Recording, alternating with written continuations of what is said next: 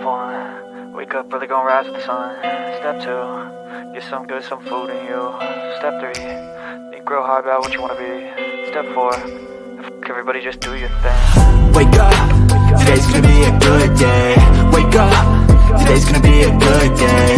Wake up, today's gonna be a good day. Wake up, today's gonna be a good day. Wake up, today's gonna be a good day. Wake up, today's gonna be a good day. Wake up, today's gonna be a good day.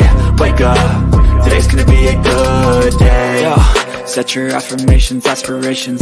I got shit to do, the aftermath of preparation. Good food, good mood, blood in circulation. One step at a time, yeah, that's how you make it. Set a goal you control and the steps you take them. I try to pick one thought, have some concentration. And if I make a mistake, it's called education. I try to do this every day, call it replication. Wake up, today's gonna be a good day. Wake up, today's gonna be a good day. Wake up, today's gonna be a good day. Wake up, today's gonna be a good day. Wake up, today's gonna be a good day. Wake up, today's gonna be a good day. Wake up, today's gonna be a good day. Wake up, today's gonna be a good day. So life ain't easy, yo, I think there's a reason though. Ups and downs, just like every different season, yo. Sometimes I'm high, other times I'm barely breathing, though. I always gotta fight and hide from the demons, yo. Negative thoughts are poison, they rot. Head full of flies, so here come the clouds. They'll never stop unless I can swap all the bad for the good in my head when I'm lost. Yeah, so I'ma fake it till I make it. Positive thoughts are overtaken, I got patience. One day at a time is how you operate a cadence. A flow, you grow, you show yourself a foundation. Stay away from all the shit that causes temptation. I know that I like to do it cause of sensation. I live my life in my head like a narration. Don't expect greatness, do my best, man, I'll take it. Wake up, today's gonna be a good day. Wake up, today's gonna be a good day. Wake up, today's gonna be a good day. Wake up, today's gonna be a good day. Wake up, today's gonna be a good day. Wake up, today's gonna be a good day. Wake up, today's gonna be a good day. Wake up, today's gonna be a good day. Wake up early, gonna rise with the sun. Step 2, get some good, some food in you. Step 3, think real hard about what you wanna be. Step 4, everybody just do your thing. Some people are so dumb that I genuinely wonder how they survive from one day to the next. And then I remember that jellyfish have survived for 650 million years with no brain. So I guess if they can do it.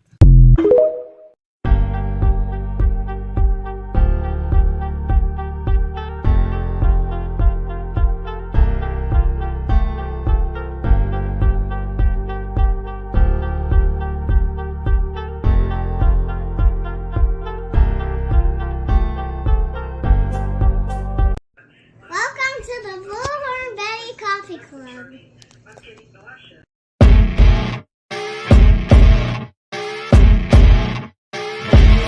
As you wake up in the morning, you want to find the latest, greatest information about criminal cases and have an intuitive conversation about the suspects associated with these cases. Head over to the Bullhorn Betty channel on YouTube.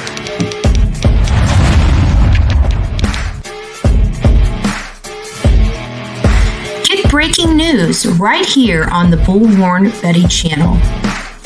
Welcome to the Bullhorn Betty Coffee Club. Enjoy your stay and enjoy your day.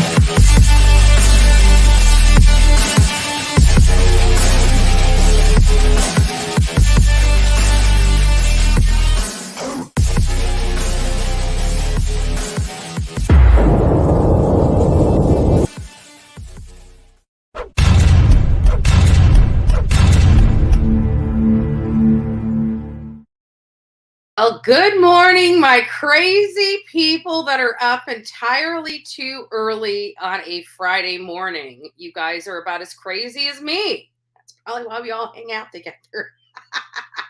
Good morning, everyone. Big boy, first person to say good morning to Betty in chat. Akita Lover, good morning, Betty. Good morning, Big Boy, because they were the only two in the chat this morning. No, I'm just joking. ZA, good morning. Nice to see you. Justice for All is up entirely too early. He's about as crazy as the rest of us. Lex, good morning. Jessa Love, good morning. Just an old lady. I got to tell you guys, there's somebody that's out there using portions of your name, just an old lady. I can't remember what it said. I blocked them. It doesn't really matter, right?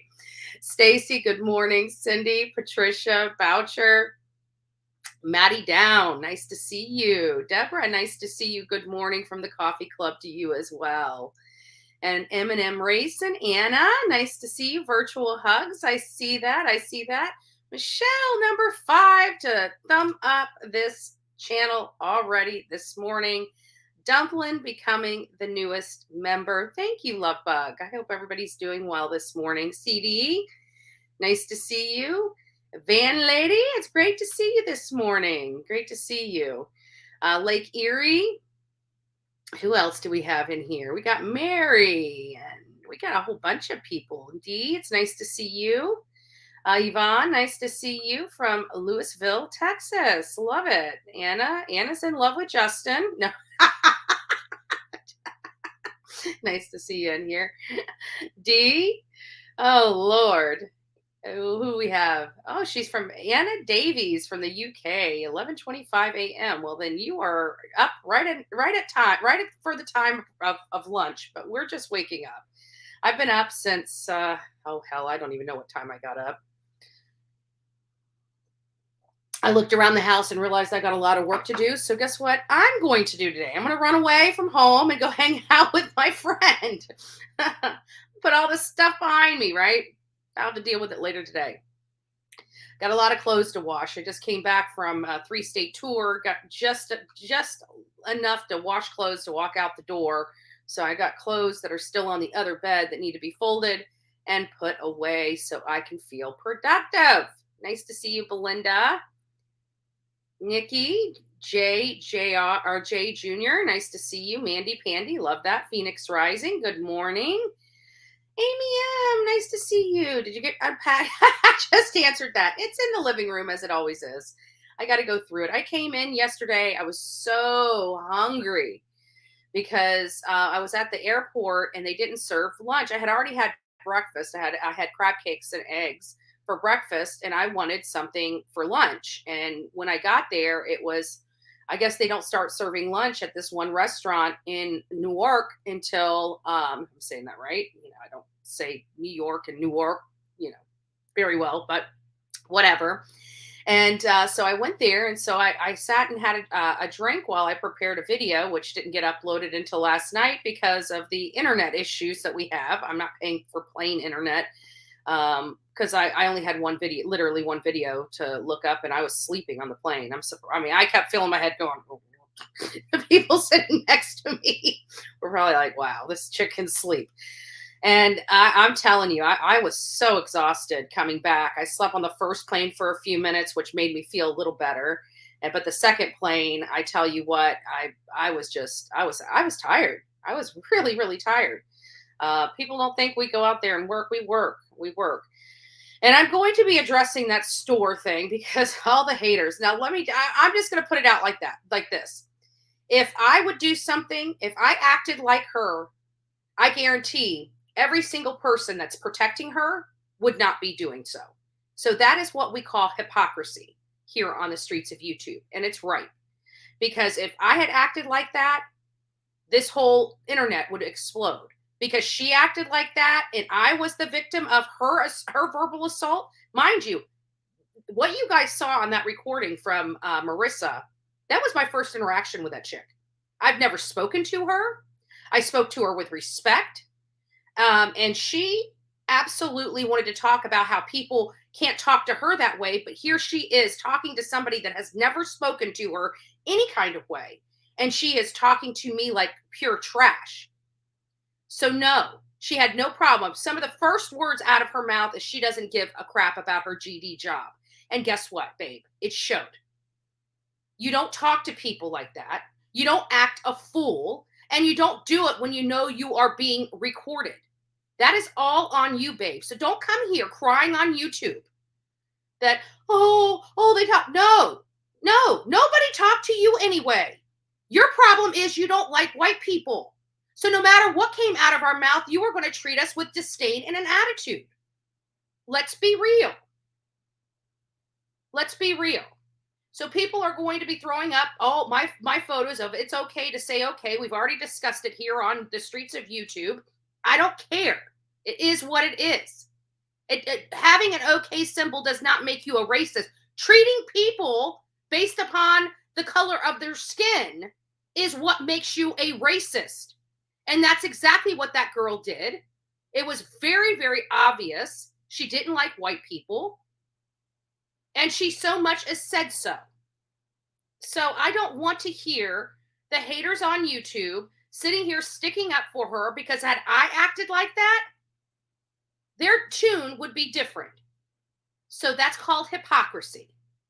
If you don't believe me, the people, jellyfish out there with no brains, there's something called Google. Type in hypocrisy. See what the definition is. Do yourself a favor. Okay, you look like a fool on YouTube. Because you know damn well everybody sitting in here in this chat is laughing right now saying, you're right. If it was you, if the shoe was on the other foot, how they would have been acting. They would have been trying to call me and get me fired from my job had I acted like that. Right?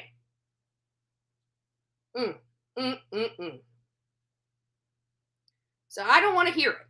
I don't want to hear it. They're all pissed off because my job's YouTube. I'm the boss and they can't fire me from my own job.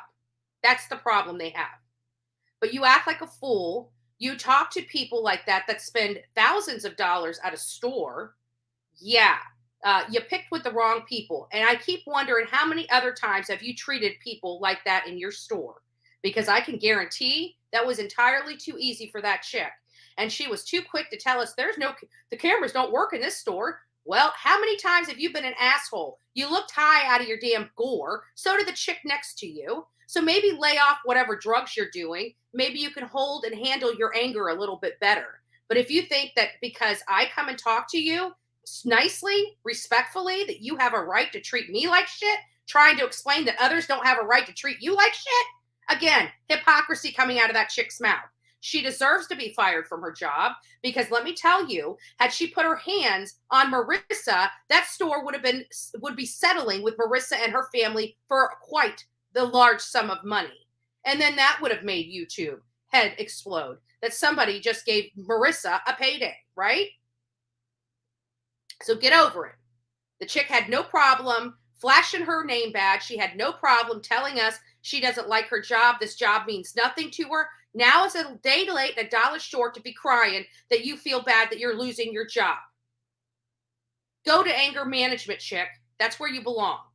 And people are offended that I said she needs to flip burgers. You're damn right. She doesn't even need to be at the cash register. I own it. You don't like it? Change the channel. This is the Bullhorn Betty channel. Okay? We say it like it is. We offend a lot of people. And yes, I'm a little controversial. If you can't handle it, probably not the best place for you to be. Just saying. Just saying. I built my channel on this. Okay?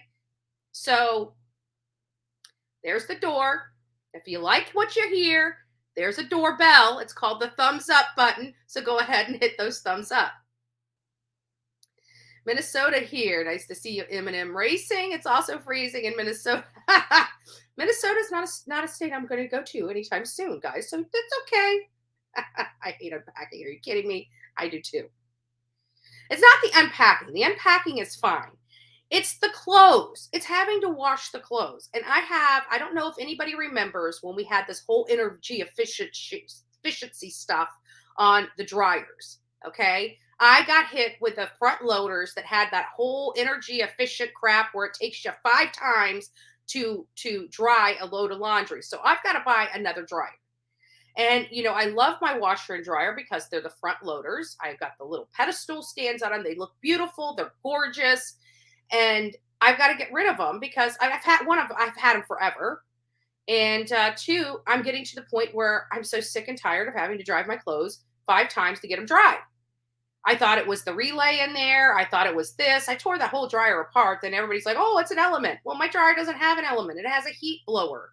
And the heat blower is working just fine. It's the energy efficiency of this thing that's not energy efficient because I got to dry stuff 5 freaking times. That's what I found out when I was doing research. It's like, that's the dryers. I don't know if people remember that. I think it was like I want to say 2007, 2008, 2009 when I got them. And so it hits there. Maybe I don't even remember. I got to go back and look at it. But it was when I researched the serial number on it, that's what I finally found out after like years of having this. I just got frustrated and I'm like, what is wrong with this stinking dryer? The dryers are freaking expensive. They're expensive. I can't sleep on planes. I usually don't, to be honest with you. I usually don't, but that's how exhausted I was. If anybody knows, people have flown on planes with me. I never sleep on planes. I'm always up. If anything, I'm playing on my phone. I'm watching one of their videos. I'm looking out the window, looking at all the little houses below, trying to gauge how many thousands of feet in the air we are. I don't like sleeping on planes either, but that's just how exhausted I was. I couldn't help it. Like I was falling asleep. I was just exhausted. And I wasn't feeling that well because I had major allergy issues while I was there. I thought it was just the cold, but when we were there after that whole incident at the furniture store, I had one of the worst allergy fits. My nose was just running. My eyes were burning. Like the reason why I look so tired is because my eyes were literally burning. After we got off the live, like even this morning, my eyes are still swollen, but under here, they were all swollen. And yesterday when I woke up, the swelling had gone down and it made me look like crap. But and then this morning I wake up because I've been sneezing since I've been home because I come from Pennsylvania with allergies. I come here and guess what? Allergies. Damn allergies. I wish they'd go somewhere. Dion wants her first minute of fame. Yeah. I mean, come on. Hey, you know what I told her by the time I walked out that door? I said, I'll make you famous, baby. You want to be famous? You want to be like that? That's all right. I got you. Kept my mouth shut the entire time I was there, except trying to speak to her and explain what I witnessed and what I saw. And the problem is that she knew how she spoke to them on the phone was absolutely wrong. And when she was called out, because I said I witnessed a manager, somebody perceived to be a supervisor or manager, speak to this family very poorly, the homeowners very poorly, you could see the change in her because she knew it was her that spoke to them that way. Nothing they did, I can tell you, and I don't really care. I don't care about the haters, no matter what. I've always said that I could run into a burning building and save a baby, and they will say I started the fire. So it doesn't really matter. Anything that they say is an absolute lie. First of all, they weren't there.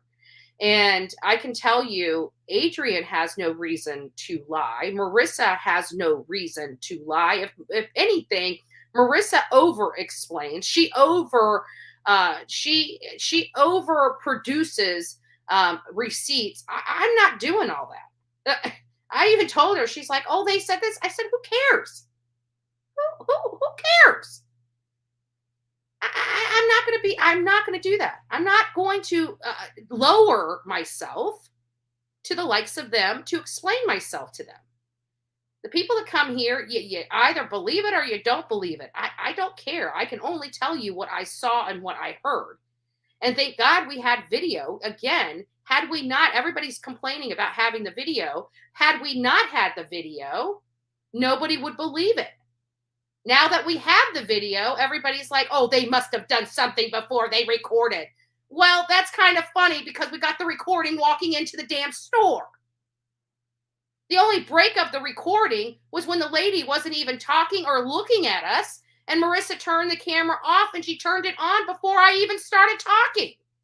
So Fascia, what portion of the video isn't right? Is it because the one that you were talking into so derogatory, which was my camera, which we found out was off? Was it the one that you saw? At the end of the day, girl, you don't need to have that job. That job is, you are way below that job. And you can clip this clip channel because I don't care. Let me say that again. I don't care. You do not talk to people like that spend thousands of dollars and then try to justify it after you lose your shit. And again, had I acted the way that lady behind the counter acted, the same people that are trying to say, she, I can't believe she didn't care about losing her job when she was effing this and GD and how she hates her job right there on camera, knowing she was being recorded. You reap what you sow.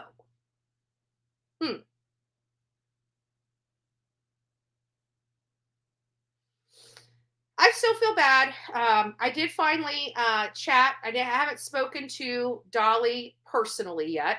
I haven't heard his voice outside of him going live. I did listen to a little bit of it. Some people were texting me last night. I got to tell you guys, unfortunately, my phone has a sleep mode on it. I've changed the sleep mode on it so that people that are in my contacts, the phone will still ring. But it does not, my phone has been set up for quite some time not to ring to people I don't know. So unfortunately, people were reaching out to me last night telling me I needed to get on Dolly's channel, that he may have needed some help there. I didn't get it until this morning when I woke up because you weren't part of my contacts. Had somebody in my contacts reached out to me, the phone should have ringed. I don't know. Sometimes it gets finicky like that. But at night, and actually during the day too. That's why whenever you hear the phone ringing, it's usually somebody I know, because my phone will not ring. Messages do not come to me if you are not in my phone. I'm having a lot of problems because people are sending me messages from all the social medias, and I'm constantly having to go in there and check everything throughout the days. That's why sometimes if you're missed, it's because I forgot to check. I don't get notifications of those on my phone. If my computer's open and somebody's trying to get me through Messenger, yeah, it should pop up if I have a Facebook open in one of my 100 million tabs that are open during research. But hopefully I didn't get to watch the whole thing. I only watched I think the first 10 minutes, maybe 15 minutes of it this morning. But it seemed like he was in better spirits. His brother's being laid to rest Thursday, and it's nice seeing him. It seems like the love and the support that everybody showed him really did help him, and I'm glad you guys all did that, because sometimes when people are going through, these people on YouTube, they're not Christian people. Okay, they are evil. They are part of the Satan and the devil. I'm sorry, that's the way I feel about it. And, whenever Dolly was down, they wanted to rear their ugly heads. The ones that are decent haters, right, didn't roll with it, gave him a break. But the ones that are just trash, just total trash on YouTube, can't let the man grieve. And I think that is just despicable. And anybody that supports that, I don't want your karma over here. Seriously, I know it's got to be hurting coming from me, but I don't want your karma over here, because we have enough hate and horrible things going on in this world that we cover every single day, and we need more love. What we want over here is the lovers.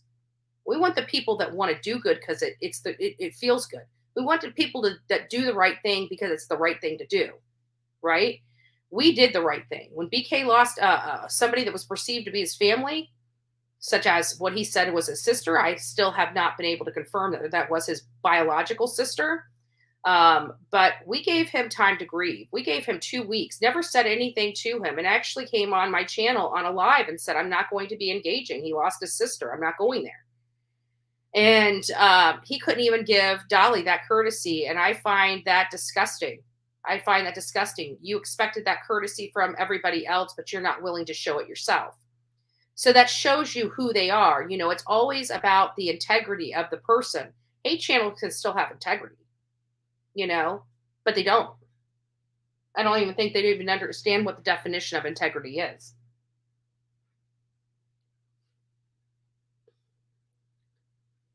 Yeah, absolutely. They would have tore me up and down. That's what I said. Hypocrisy is ripe on the streets of YouTube, because if you just replaced her body with my body, and if you believe that these hate channels that are sticking up for her would stick up for me like that, then you are wrong. Because no matter what I do, they're going to find fault. And this proves it. I literally did nothing wrong but explain very calmly, very respectfully what I witnessed and tried to help resolve. Everybody's like, oh, Andrew went in there. No, listen, do you think I just went in there by myself? Marissa drove the car. We talked about what we were going to do when we got in there. So this idea that I are you kidding me? We were wearing our media badges when we walked in, both of us. Adrian made sure we had them on before we left the house.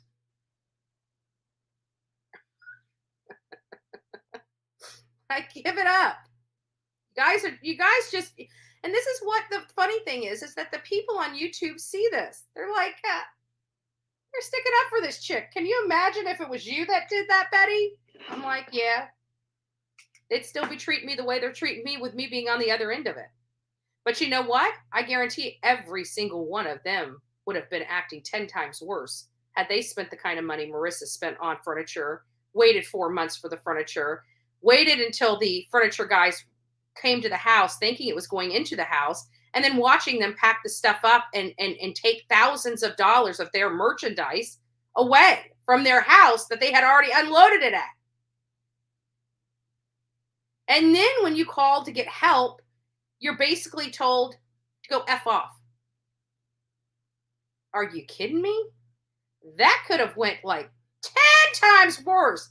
And I'm just like, okay, Marissa, let's just go there. Maybe they just need to see a face. Let's be diplomatic about this. Let's, make sure we don't incite any, we're sitting here strategizing how we're going to approach the situation. And so we're like, okay, well, you know what, at this moment, let's just record so there's no misunderstandings. Let's just make sure that we cover our asses, because this could go one of two ways, right? Because people with brains have plan A, plan B, and plan C, So we're thinking, okay, well, let's just get the car, just make sure there's no misunderstandings. I said, you need this to protect yourself. So let's just go in here, but let's be ultra diplomatic. So far, nothing really major has happened. She just needs to see that you're a human being on the other end of the line. Certainly we can work this out. This is thousands of dollars. No furniture store wants to be on the hook for thousands of dollars of extra inventory. Nobody does, right? So, we're thinking about this logically. We're talking about, and one of the reasons why, let's be honest, one of the reasons why I kind of wanted to take the lead was because they tell Marissa to go F off. Like,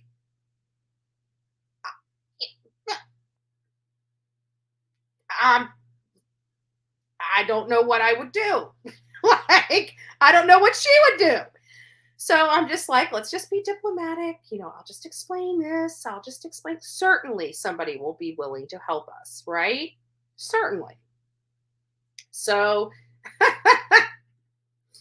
amen. That woman doesn't deserve a job. How dare she? Right. I was thinking she was, that finally messed up with the wrong people. Loved it. And even after she was being so trashy to us, like while we're trying to be, respectful and everything, she wanted to be so trashy. And then she turns around and tells Marissa she's going to F her up. I'm like, over what? Us just wanting a delivery number? And people on YouTube think that behavior is okay? Well, that should explain the type of people those people are, period. You really want your kids watching that crap? Do you really? Like, these people have children, and you wonder why our children are getting so messed up in this country. Well, look at their parents, right? When you think that it's okay to speak to customers that have paid thousands of dollars in that manner, that have been nothing but respectful. Now, mind you, this lady had never spoken to me, and she's never spoken to Marissa. But she's telling us that people can't talk to her any kind of way, but she's talking to us any kind of way. And we've never been disrespectful to her, but yet she chose to be disrespectful to us.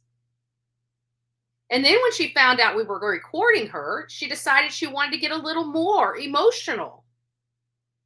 And and you kept just seeing it. It was just boiling over in her and boiling over. Like she could not control her mouth. She could not control her own emotions. That is very dangerous when you are handling the public. People can say all that they want to about me, but trust me, when I'm faced with stuff like that, I can handle myself. I know how to keep my mouth shut. I know how to keep my anger and stuff low. Just because I go out and protest, that doesn't mean shit. Let's think about it. What does that prove? It proves I know how to use a bullhorn. It proves that I know how to use my mouth in the face of adversity. But at what point have I been violent out there? At what point have I went up and lost my cool? Or spoke to somebody that way? Or told somebody I was going to F them up? Please tell me. I do my stuff lawfully. That chick that can't handle being dumped by Dolly, that wants to see a man go to jail because he dumped her, it's just crazy. I would show up at her house with a protest on public property. Do it lawfully. And honey, you can file as many complaints against me at your police department as you want, and there's still not a damn thing they can do if I'm on public property. I've never threatened to harm a hair on your head, but I have threatened to expose you. I want to make sure that every man has a buyer beware to know that you will try to throw them in jail if they break up with you to stay away from you. It's not worth it. And I can do that. And I can do it lawfully without violating any laws. And I will be happy to do so. So go ahead and clip this and send it over to your police department, because I have never violated a law out there in the streets.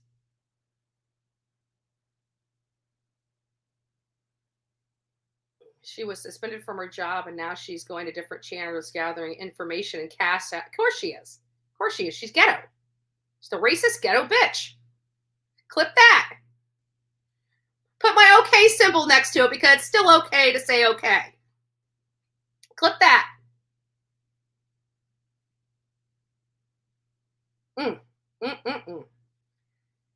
That's what they do. They went through, and I did a whole campaign through multiple states when they told me that it's now that a symbol I have been using since I was a little kid, which mind you is still part of the sign language, and our children still do it. Like I was out at a playground and a kid, loser, whatever. Okay. And it's like, that's the best you got is me holding up a symbol. Well, you just got another picture of that. Does it make me racist? No, it doesn't. Because let me tell you, I treat everybody equally. You piss me off, trust me, I'll step on your toes. I don't care what color you are. You're nice to me, I'll be the nicest person to you. Guess what? Don't care what color you are. When people call my phone, I don't say, hey, are you white or black? Right? That chick has a problem with me because of my skin. I didn't have a problem with her because of her skin. Big difference. So you can flash anything you want to flash up here on the streets of YouTube. I really don't care. You've been doing it for over a year. And guess what? My channel's still growing. So that's something you're going to have to deal with. Not me. You can paint me in any kind of picture and any kind of light you want. I don't do that to you because you're not worth my time. Clearly, I'm worth yours. Big difference. I will never buy from Ashley Furniture again. And for her to just be suspended, they need to have a cease and desist sent to them. Because I'm telling you, she needs to be in the back freaking factory working. She doesn't need to be in the public eye.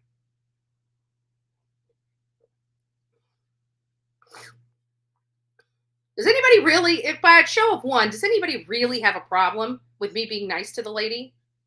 I mean, I was ultra nice to her. I mean, that could have went, when she started talking to me like that, I could have just treated her the way she was treating me. And I chose to be above that. So put a 1 in the chat if you thought that Marissa and I handled that situation as completely diplomatic as we could in the face of a deranged black woman that hates white people.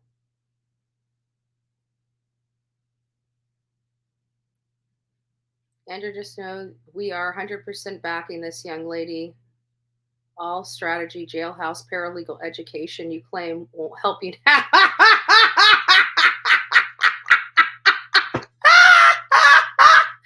Well, do you know where she needs to sue me? You might want to buy her a plane ticket because she needs to come here to Florida to sue me. But you idiots don't know that. And I am so 100% backing this young lady for acting like a complete deranged lunatic. You are an idiot. You deserve to be with a complete deranged lunatic. And guess what? I'll be waiting with bated breath for that lawsuit that's supposed to be coming my way. And I will be laughing all the way because you know what? I fly to places to sue people. You jerk-offs can't do shit. You don't even know whether to scratch your butt or wind your watch. You don't know nothing. You're about as deranged as that lady. Take a hike. Take a hike. That is the funniest thing. I should put that back up there. Oh my.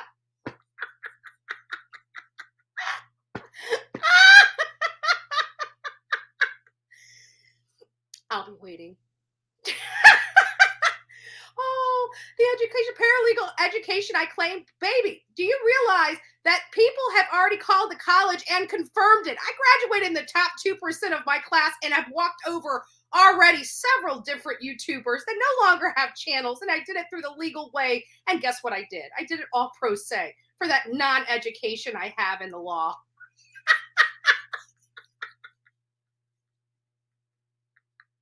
I don't even want to block that person. That was the funniest thing I think I saw all morning. They've been coming for me for 2 years, honey.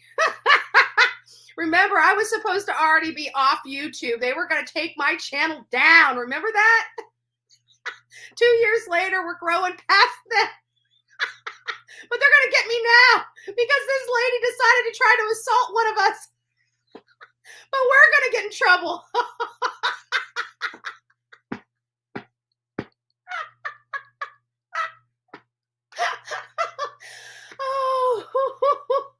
Oh my goodness, I needed that. Still can't stop laughing.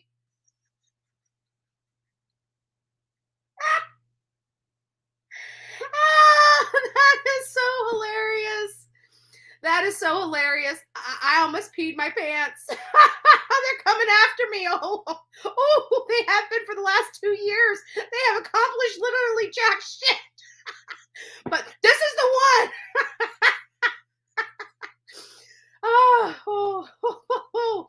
That was funny. That was funny. I needed that laugh. Oh my God, that was hilarious. Take a number, babe. The line's pretty long.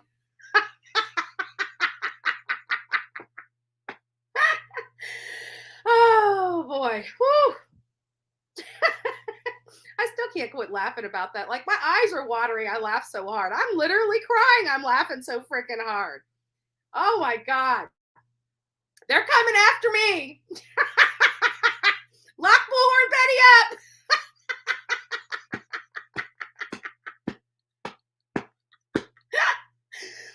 Oh Lord. Oh my goodness. That was some funny stuff. Come on. You don't only get that kind of content here on the Bullhorn Betty channel. Hell, even the haters can't even get this kind of laugh out of their own audience. Because you're boring. And you complain too much. Boy, we needed that. I think everybody in the chat needed that. I don't even want to block that person because I want to make sure everybody sees that comment. Because I'm sorry, that's hilarious. Okay. Do you want my address so you can send the lawsuit to? I'm happy to give it to you. I mean, everybody on YouTube already knows where I live because people dox the crap out of me. They stalk me. I mean, if you want, I can give you the name to the phone number to my stalker. She can tell you right where I live. Oh, please let me know. I'd love to see that lady come here to Florida and sue me for the way she treated me. And anybody, I pity the fool. Let her sue Marissa there in that state. I would laugh because by the time they're done and Marissa has her countersuit, that lady's going to be paying her freaking paycheck to Marissa for the next 3 months. Oh, you guys forgot about those little countersuits, didn't you? I guess that diploma I have on my wall is just a piece of paper, right?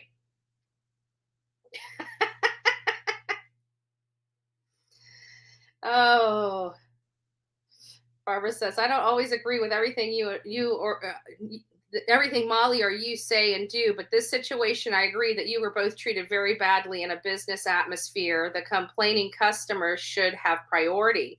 And not only that, we were just trying to resolve a shipping issue. It seemed very minor, definitely not something that Marissa should have been, threatened to be effed up. Like, I'm thinking, okay, like you's a tall girl, the taller you are, the harder you fall, baby.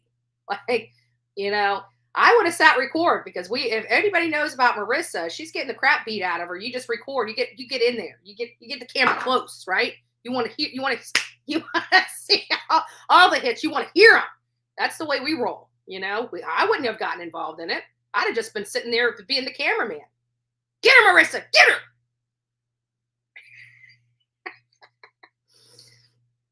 Sorry, guys. I did. Like, you know what? And that's the worst thing that they can say. Like, they can't even say that I caused this. First of all, I never spoke to that lady until that moment, and she's too busy telling me how people shouldn't be talking to her while she's treating me the exact way she's telling me nobody can treat her. This is your first time dealing with me, babe. I'm just explaining to you what happened. What happened? And trying to resolve it.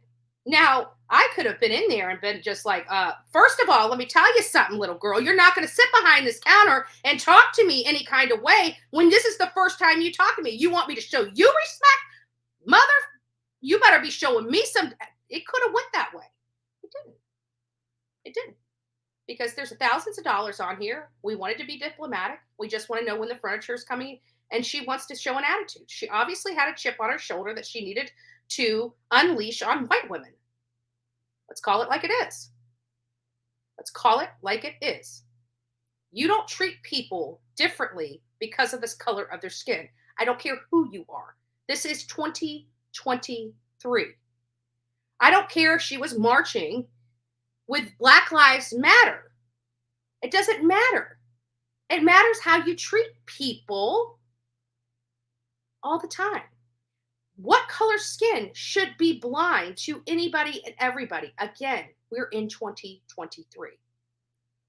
If you don't want shit, don't start shit. And when you know cameras are rolling, you might want to change your attitude, because these little paydays you're getting now might be okay, but they're going to dry up while you're booting up, right? Because this lady was seriously on something. We could see it in her eyes. We could see the lady behind her. Obviously, it was on that same substance, whatever it may have been, because their eyes looked exactly the same. So they must be sitting in the back of that store, smoking out or doing whatever they're doing in their vehicles. That's no place for a job. Maybe they need to start drug testing their employees regularly.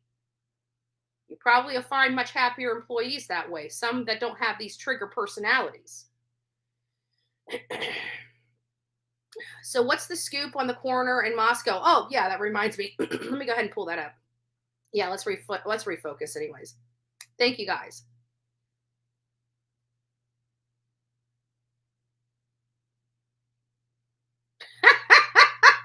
I don't know about that.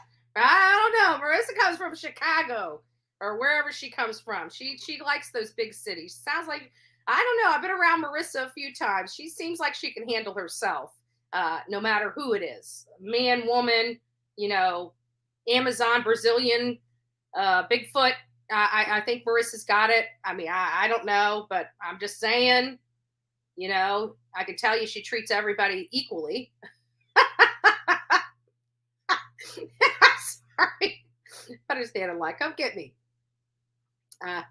I was the only white person at my job. You wouldn't believe the bullying and harassment I endured. And it's just sad, it's just sad. I don't want to get into a white and black issue, but at the end of the day, don't sit here and call me a racist when I have never been a racist to anybody. I've never treated anybody differently because of the color of their skin. But I have been treated differently because of the color of my skin. And I want to talk about that. And hypocrisy in this world is gone. If I see something, I'm going to say something. If you don't like it, tune the channel. Tune the channel. Change the channel. Tune the channel. Still a little early. I'm only on my first cup of coffee, guys. Give me a break. Give me a break. So I got a lot of stuff. Let me pull up the stuff that I do have. Some of the stuff I'm going to have to back out because it is, bring this up real quick. Hold on a second. Okay, there we go. So I'm going to bring that back up, but I got to switch to the other panel because I didn't have God, it's so hot. Yuck. Let me get this covers off me. There we go. I'm a little bit better. It's one of those things where my legs get warm and then they get cold, then they get warm. So I'm going to be constantly moving around in the bed. So I apologize about that. Tune the channel. So anyways, I do have some stuff I did want to go over for the Idaho 4 that we're going to, discuss here. So let me just move this over. Now, remember, guys, I am, let me move this. Hold on. Now you guys are seeing everything. There we go. So this was, at first time I heard this was from Evil Exists, right? About this, I didn't even get a chance to watch it because I've been so busy, but I did see the title and they were saying FBI lost Brian Kohberger for several hours. I don't know if they brought up the stuff and then these articles started coming out or not, but we definitely learned that Brian Kohberger was apparently not attended to for several hours. So I thought this article was interesting and wanted just to go over it real quickly with you guys. According to an author working on a true crime book on the University of Idaho slayings of the New York Post, the FBI surveillance team entrusted with the trail, the university murder suspect Brian Kohberger was traveling across the country, lost him nearly as soon as he started his journey. So I'm thinking that they must have lost him when he got on the road and started heading back to Pennsylvania. That could be problematic because we've heard or have learned that the knife used was never recovered. And being gone for that many hours or losing him for that many hours, it makes one wonder, could he have dropped that important piece of evidence along the way, especially if they lost him for several hours? The officials plan to closely check the disturbed 28-year-old criminology student and his father by traveling 3 days from Pullman, Washington to their family home in Pennsylvania. I do have the trip as we got into the Poconos that I will be releasing to you guys, FYI. However, they lost the culprit nearly as soon as he drove out of the graduate housing parking lot, barely 10 miles away from where he's accused of killing the student as they slept in a ruthless massacre on November 13th. And in this article that I'm going to show you from Ashley Banfield, she said October. It does happen when you're live and you're talking that you mistake months, but November 13th in the early morning hours between 4 and 4:20 in the morning is when it is believed that this man, killed these university students. It meant that the primary suspect in a triple crime, it's quadruple crime, by the way, had rocked the nation, seemingly gone for scary hours or more. The good news is he was driving. So, outside of him possibly dumping evidence, I think they'll be okay. According to Bloom, law enforcement confessed the potentially deadly blunder with a prickle of discomfort. It would be a disaster, not just professionally, but also for personal peace of mind, Blum wrote, referring to the police's willingness to arrest him. Worse, it meant they had lost sight of not just Kohberger, but his white Hyundai Elantra, which had originally made him the suspect after the car matched the description, was observed rushing from the murder scene site at 4 a.m. They lost him even before the intensive cross-country monitoring operation could get going. So that was probably the reason why they lost him, is they weren't expecting him to leave so quickly, or they weren't prepared for it, and they were getting everything in place, and they probably had to do it on the fly, and that's when they ended up locating him again. To complicate matters, Kohberger picked up an indirect route home So he didn't even go the right route home. He did an indirect route. I'm wondering what his father thought about this.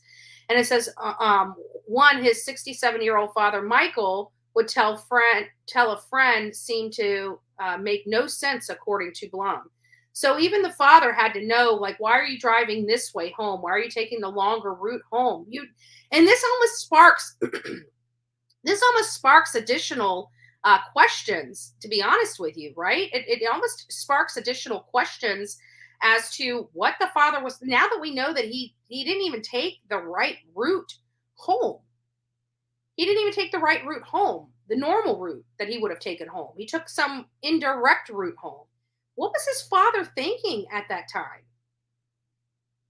That just seems a little odd for me. Let me see what we got here. Betty, you have people making videos about you, whatever the drama that is going on between you and others. I don't care. Are you kidding me? They've been making videos about me since I debuted in November 2021. I don't care. Let them make videos. Eventually, it's all going to come out in the wash. I mean, they're hypocritical people. And quite frankly, I don't care. I really don't. Make the videos. Make the videos. I don't care.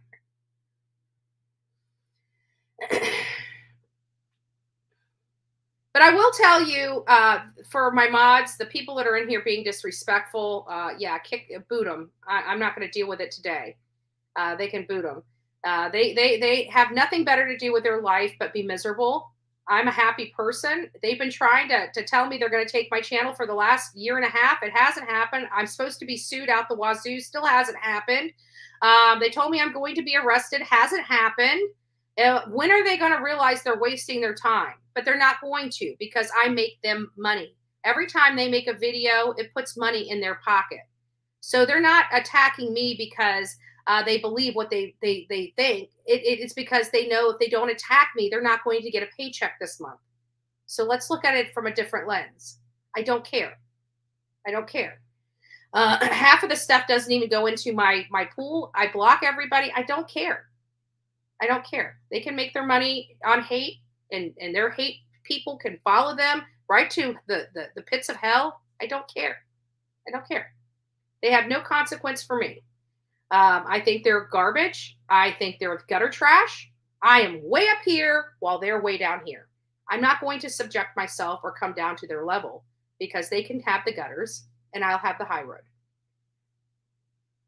At the end of the day, these people, that lady lost her shit.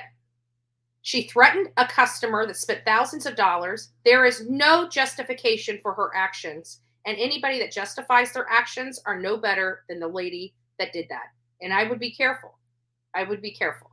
Because, those same people, had I acted like that lady acted, would not be saying what they're saying. That's called hypocrisy. That means they're lying to their audience. They're profiting off their lies, petty swindling. What's the definition of petty swindling? Oh, grifters. Gotcha.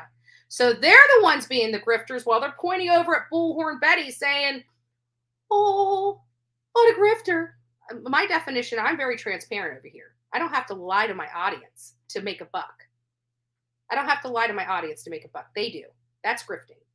Okay, so they're the grifters. Let's get the messaging correct. Bullhorn Betty, transparent. Hate channels, grifters. Who would have ever known, right? You wouldn't know. But that's the beauty of it. They're so busy pointing the finger so nobody's looking at them. Well, we're looking at you now. But anyways, getting back to this, let me go back. I keep wondering what was going through the father's mind. How can the father not know that something seems odd? He had to fly to Washington.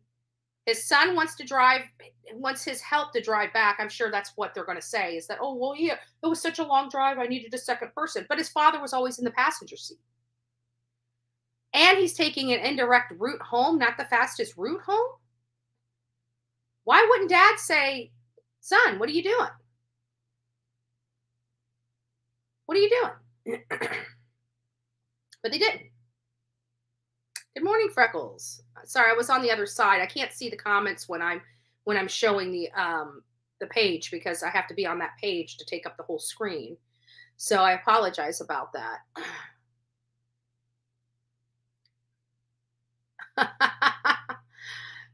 She have a bad time with her family at home because this whole, too bad. You know what? Tell her to treat people with respect because that's what I treated her with. Too bad. I don't really care. Why are you here? Maybe you should say, hey, why don't you quit being racist to white people? 1. And why don't you tell her, handle her stuff a little more professionally? 2. And 3, maybe threatening people that are trying to get delivery information, threatening them with bodily harm. Maybe she needs to go to anger management. So don't come here on my channel talking about your friend. You know what? You want to help your friend? Get her into fucking counseling. That's the best help you can be. Okay? The lady's a psycho. You don't talk to people like that. If you got a problem with it, it's not my problem. Get it? Wrong person. This is the attitude she would have had in her store had I wanted to bring the bullshit. I was courteous to her while she talked to me like garbage, and I kept my stuff in check while I was trying to deal with her diplomatically. And you tell your friend she can kiss my white ass.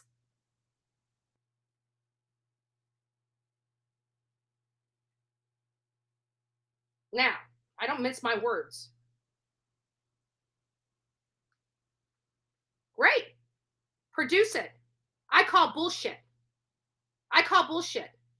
Produce it.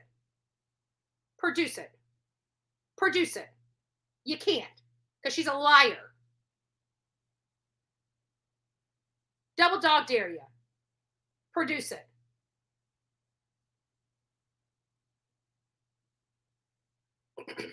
She's lucky I didn't pull my bullhorn, which was in the car, and start bringing a shit show right to the front of that store, which I'm known to do. And I can do that lawfully under the First Amendment to the Constitution. You do not want to pick this scab. I will fly back to Pennsylvania and I will sit up there in front of that store and protest like it's nobody's business. You don't want to sit there and talk to me when I treated her with nothing but respect. I refuse to be talked to like that. And you know what? This is my house right here. And I will say anything IGD, please. And if you don't like it, don't let the door hit your ass on the way out. This is the side that she could have seen with the way she was talking to me. But I still chose to show her respect when she chose not to show me the same. She is so lucky. I was just trying to be diplomatic because let me tell you, honey, that girl did not worry me, did not scare me one bit. And if I really wanted to be disrespectful to her, believe me, I'm Bullhorn Betty. I know exactly how to do that.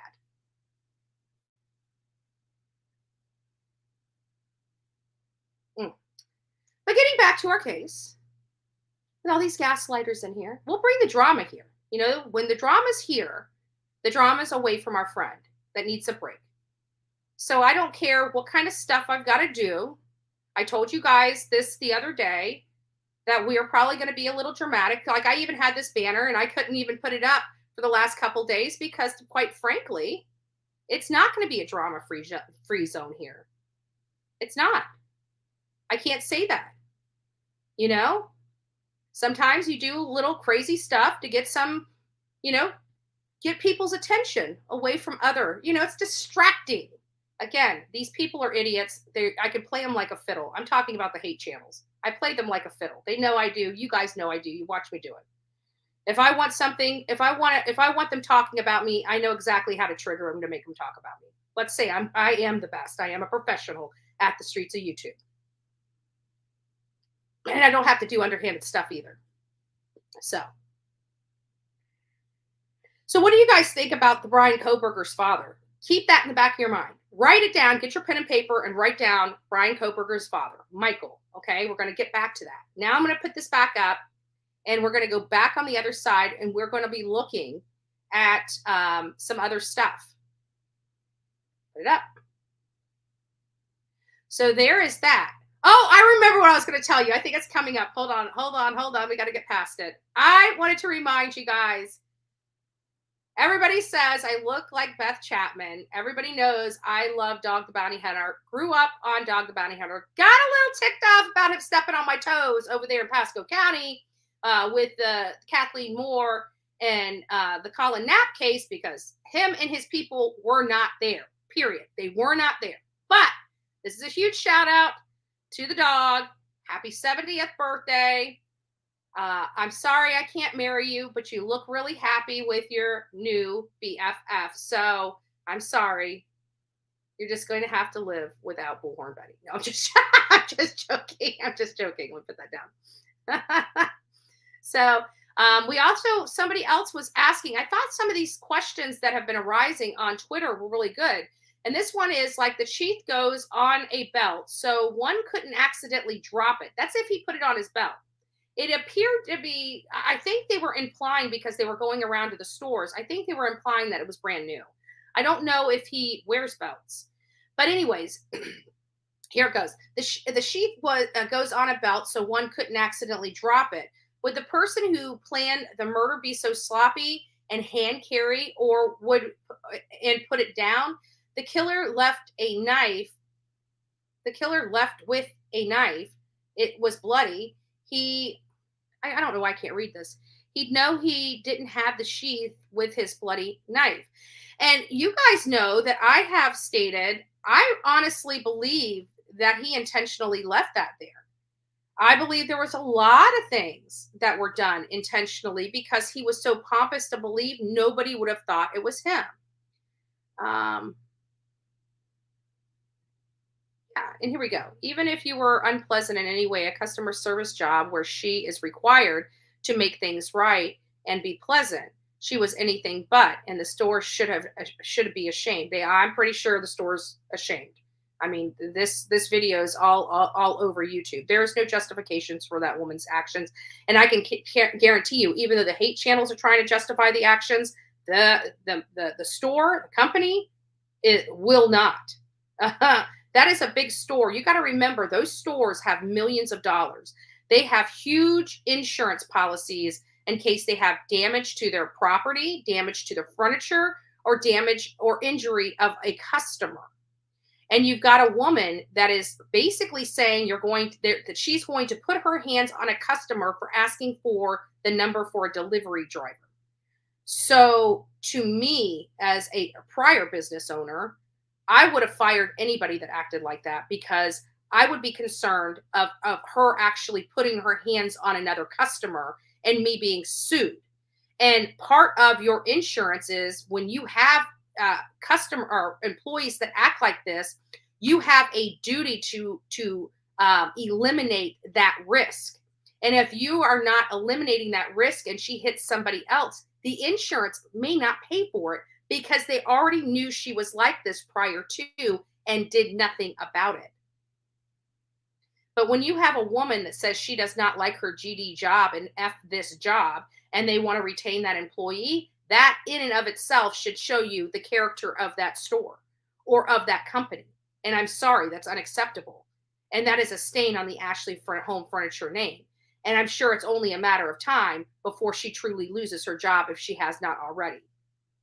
That woman does not need to be around the public, period. She does not have the personality for it. And she damn sure does not have the control. She does not have any anger management skills. You watched her boil over. You watched her. She boiled herself over. It wasn't because of us.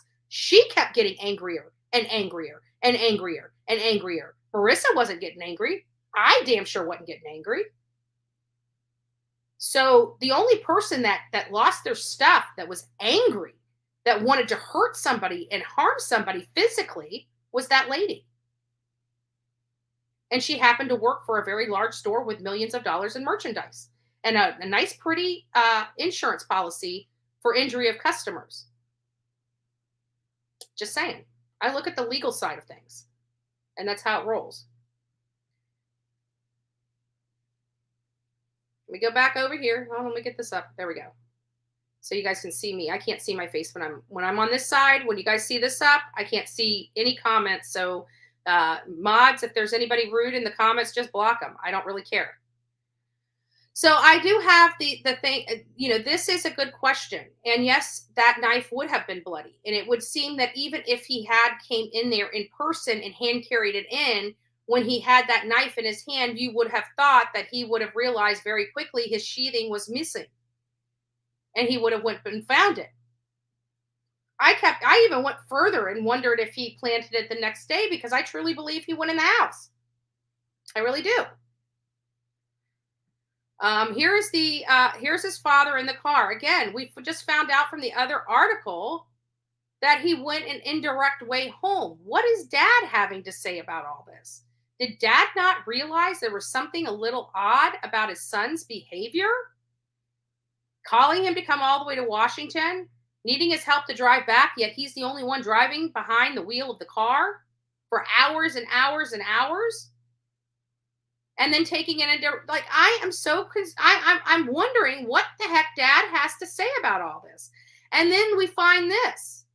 Look at his face. This was his graduation at DeSales in 2021. Again, under famed book author that studied serial killers, BTK, and had him in her class, and literally no red flags, like none.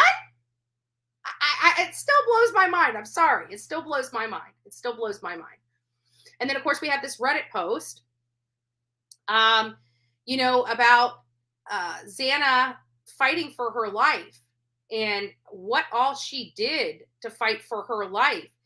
We also learned that, we heard that Ethan was kind of half in the room and half out of the room. We heard that early on, but we didn't know how true that was, because it didn't come from law enforcement. So really, we do have to take these rumors we hear with a grain of salt, because we don't know if it's just rumors or if it's true. Well, the good news is we did find out that appears to be true. And here's the, right here is the cameras. Remember, we were trying to figure out how anybody saw. This house here had cameras on the back of the house and on the front of the house. The one on the back of the house was the one that was only 50 feet away from Xana's bedroom. And then we have the one here on the front of the house. So that house, this house right here, was the one that provided the most information with their videos, their cameras, their house cameras. This is the camera that picked up Brian going and coming down, doing a little turn in the road, going back up, trying to park the night of this. And then it was also the one that saw him speeding off at a high rate of speed, among other cameras in the route he took. But here is the piece that came from, you guys know I really don't care for Ashley Banfield, but she did have some information. So let me come here. Let's just start here.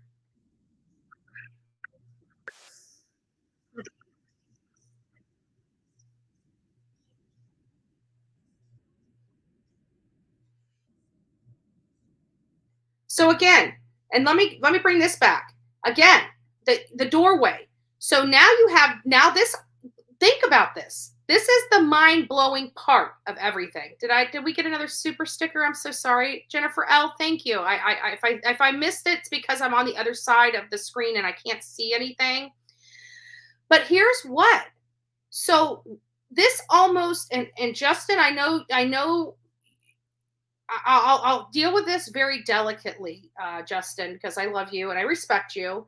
And I'm going to try to deal with this, but it still kind of blows my mind. I have to be honest with you, and it blows my audience mind. So we're going to bring it up, but I'll do it delicately and respectfully. Is Dylan, okay? This whole thing where Dylan heard all these noises, because she was on the second floor. She was the only victim on the second or third floor that survived this attack. He wasn't even. Thank you, Diana. Thank you. God bless you. But it makes you wonder about that late call. It makes you wonder about that late call. Let's think about this.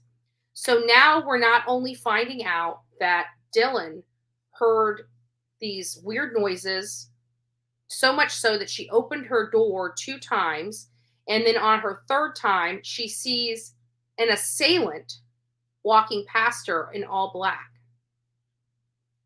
Now we're finding out that Ethan was half in and half out of the door. So, did she ever get up to use the bathroom that night? Did she ever, I mean, why? It almost reaffirms the question as to why did it take until noon for somebody to call law enforcement about what happened inside that house. And I'm trying, I'm still, I'm trying to be respectful, but it has to be something that is asked. It has to be something that is asked, because we are sitting here scratching our head, and the more information we are getting, the more confused I become related to why the huge window. And not only this, but this is going to be used for part of his defense. You bet your bottom dollar that they're going to try to allege that somebody else came in that house and did this in that other 8-hour window. They may even point the finger at Dylan herself. This was really, really bad. And I'm not saying it. I don't want people beating me up, because you know how I feel. I've questioned it. I feel bad that Dylan is involved in this mess. I can't imagine how she is. I feel bad that that statement from Brett Payne that went out. I mean, it was a shocker for me. It was a shocker for my audience, and I'm trying to be delicate, but it's hard. Don't worry, the defense will take care of those questions. Biggest compromise in this case, yeah, it's going to be pretty brutal for her. Not because of me, no matter what they say. You know what's so funny, and I'm taking a segue here, is when we hear about these channels that say misinformation, the haters here always try to point the finger at Bullhorn Betty. But can you believe that this one organization, this one news organization, actually pulled all of the misinformation videos that people on TikTok and Instagram and YouTube and Facebook did? Do you know who was not a part of the collage of misinformation? I just want to point that out. It wasn't the Bullhorn Betty channel. Actually, it was channels I've never heard of before. And boy, they were peddling some misinformation, because they took clips of their channels in this segment. But not one time was Bullhorn Betty ever put in those. Not once. So I do a little better on your research, just saying. But just getting back to that, that's going to be a huge hurdle that needs to be explained. We're wondering, but now we're finding out Ethan is in the doorway. He's half in, half out. So that means he's half in the living room. So what? Like, I'm still, this is hard. This is hard. So let's keep going.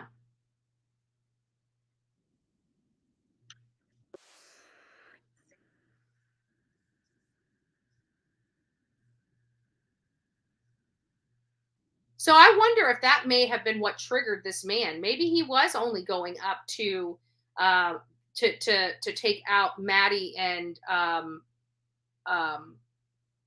Kaylee, right? Maybe that was it. And maybe when he came down the stairs, he realized people heard what he was doing upstairs. And maybe Ethan stepped out to see what the commotion was. Maybe he heard the same things that Dylan heard.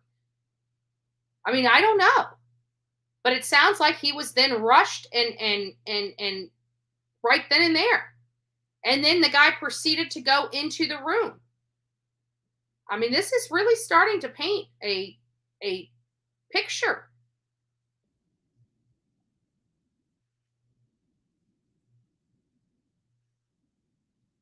And I want to say, trigger warning, there are going to be some details in here that might be unpleasant for some of the audience. So if you have a weak stomach, this is not something that we want little ears to be hearing. So if you have the volume on and they're in the way of young children, you might want to turn your volume down, put earbuds in or something so the children, there's no graphic scenes or anything in this video, but there are some descriptive stuff that might be unpleasant to some of the audience members. So if that's the case, you might want to step away, use the restroom, get yourself a fresh cup of coffee while I finish playing this. Like I said, it's going to get a little graphic, guys, so be careful. This is just explaining some of the injuries in an educational way and also for commentary purposes.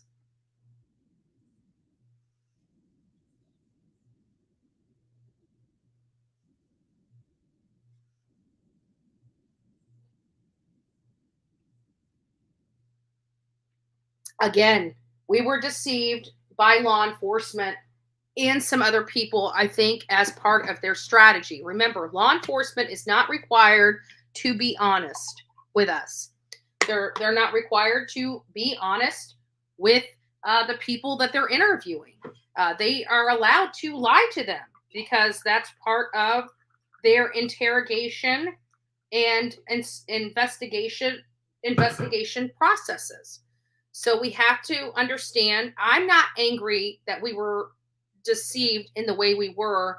Looking back on this case and realizing that this guy, Brian Kohberger, planned this, and they needed to keep the heat off of him so they could monitor, watch, and build a case against him. I really do understand. And I'm not angry. I'm happy that they got the guy.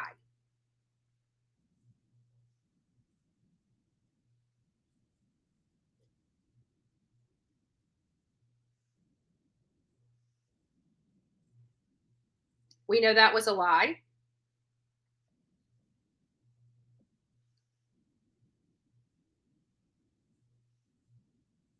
And those were not absolutely accurate, but they were leaving some major details out because, you know, in cases like this, believe it or not, people call up that have mental problems and will say that they did it. Then when law enforcement questions them, they have literally no details factually accurate, and they can dismiss that person as being mentally ill and not having done it. So they can't possibly put all the details of this stuff out into the public. And yes, Ashley, it's not uncommon for them to use the media to throw off the investigation a little bit while they work on their suspect. They utilize this strategy, which has not been utilized in quite some time. And I'm glad they did, because again, this is a quadruple homicide. At the end of the day, we want the assailant brought to justice, period, no matter how it works. We were also deceived that this act happened between 3 and 4, and they knew up front, because we had Brett Payne's affidavit, that there is no possibility of this crime happening between the early morning hours of 3 and 4. They knew that Xana had come to the door at 4:12 early on in this case. They knew that the girls didn't get home until 2:56 in the morning. They were throwing a lot of stuff off, and it was because I think they believed that this guy was watching and monitoring everything. And they weren't wrong about that.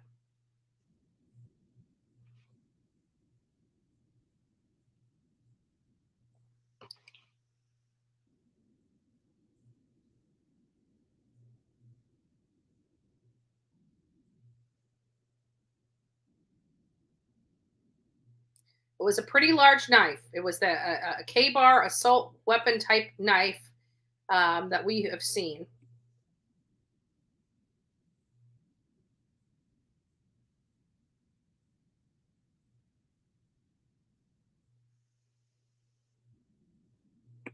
So you can see her blink down. Now that I'm looking at her, you can tell, because she took a blink and a long, she knew she was lying here when she said that. She was probably told by law enforcement. This is what you need to say. This is what you're authorized to say. And she followed the what she was told she needed to do. But I can tell, looking back on this, that long blink really was a telltale sign for her that this was a deceptive statement.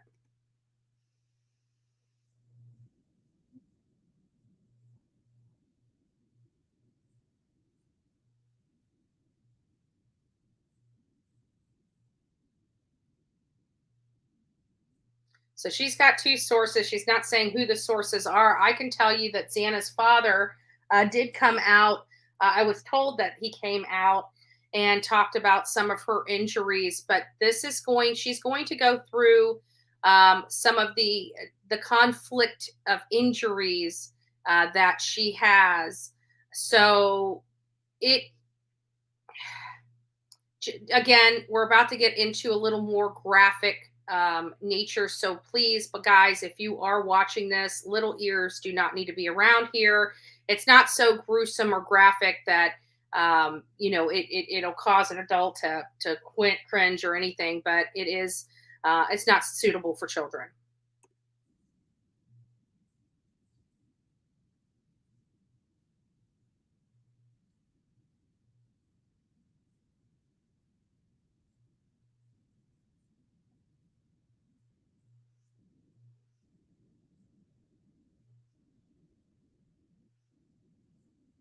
Okay, guys, if you have a weak stomach, again, not so graphic that it's going to injure this live, but I just worry about people's health, and especially I know some of you guys are moms sitting home with your kids, and I just don't want them hearing this.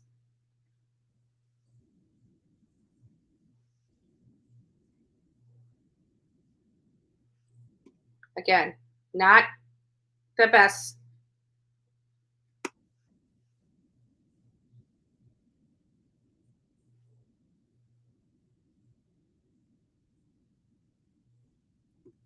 So that's really it for that. But again, that was our, kind of situation. And I do believe we did hear from Xana's dad about her injuries. So, oh my God, she can't see chat. Stop typing. No sound. You guys didn't hear any of that? Okay, hold on a second. I keep forgetting. Yeah, I can't see it when I'm over there. Hold on. Let me remove this, and then I'll put it back, and we'll go back over it again. Hold on a second. I got to remove this completely. It used to have sound on here. Again, this is a problem I've been having there we go. With this, we'll hear it again.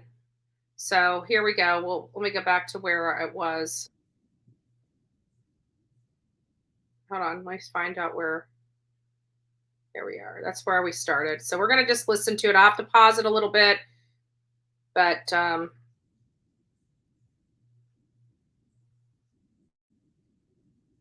guys. I didn't hear that. You guys couldn't hear it.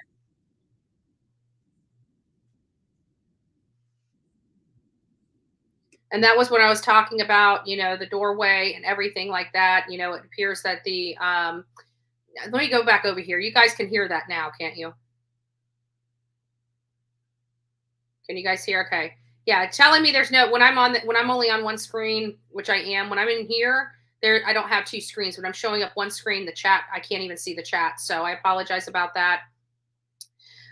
Yeah, I can't see the chat. So, and not only that, but I should have been, I haven't had anything. You guys should be able to hear this now. Hold on. Okay. Oh, I can do that from here now. Hold on. Let me go over here. So there you go. I'm gonna have to switch over here. So you guys still can't hear that. So here we go. That's awful. On the second floor afterwards.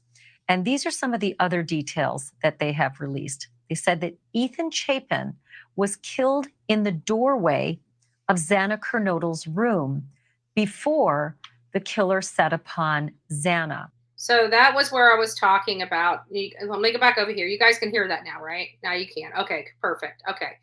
So that's where I was talking about. Sorry for the confusion, guys. I'm sorry. It's a little tricky. I never had to used to have to go through all these different things. I was able to share my screen and share my sound, and no matter what page I went to, you guys could see and hear everything. I don't know why they changed it, but they did. But it is what it is. So hopefully, which reminds me, I'm going to be buying another computer. I got to buy another Windows computer. I do love the MacBook. It's great for my video editing and stuff like that. But I have a funny feeling that some of the technological issues I'm dealing with is because it's a Mac computer with StreamYard. But I could be wrong. I'll have to check my other computer before I order another one. The sources say that it appeared Ethan had stepped. But this is where it comes back. Remember, we were just talking about Dylan. Now, why did Dylan wait so long to call 911? Now we're finding out that this man, at least allegedly, okay, we don't have any documentation to corroborate what Ashley Banfield is saying, and I don't really have a whole lot of I'm not highly respected of respectable of, or whatever, you know what I'm trying to say, of Banfield. I don't care for her. I don't care for her style of reporting. I don't like her underhanded. I've watched her underhanded nonsense in the past. So definitely not a fan of Banfield. Would never, if she called me right now and said, hey, I want you on my channel to talk. No, I would never. I would never interview with her or Como, ever. I do not like either one of them. So at the end of the day, it just brings me back. And this is where I was talking about, I have kitten gloves with the whole Dylan thing, because how can it wait 8 hours? Now we're finding out that Ethan wasn't even behind a closed door. He was half out the doorway and in the doorway. So we were deceived. Partly into the hallway where the attack may have begun.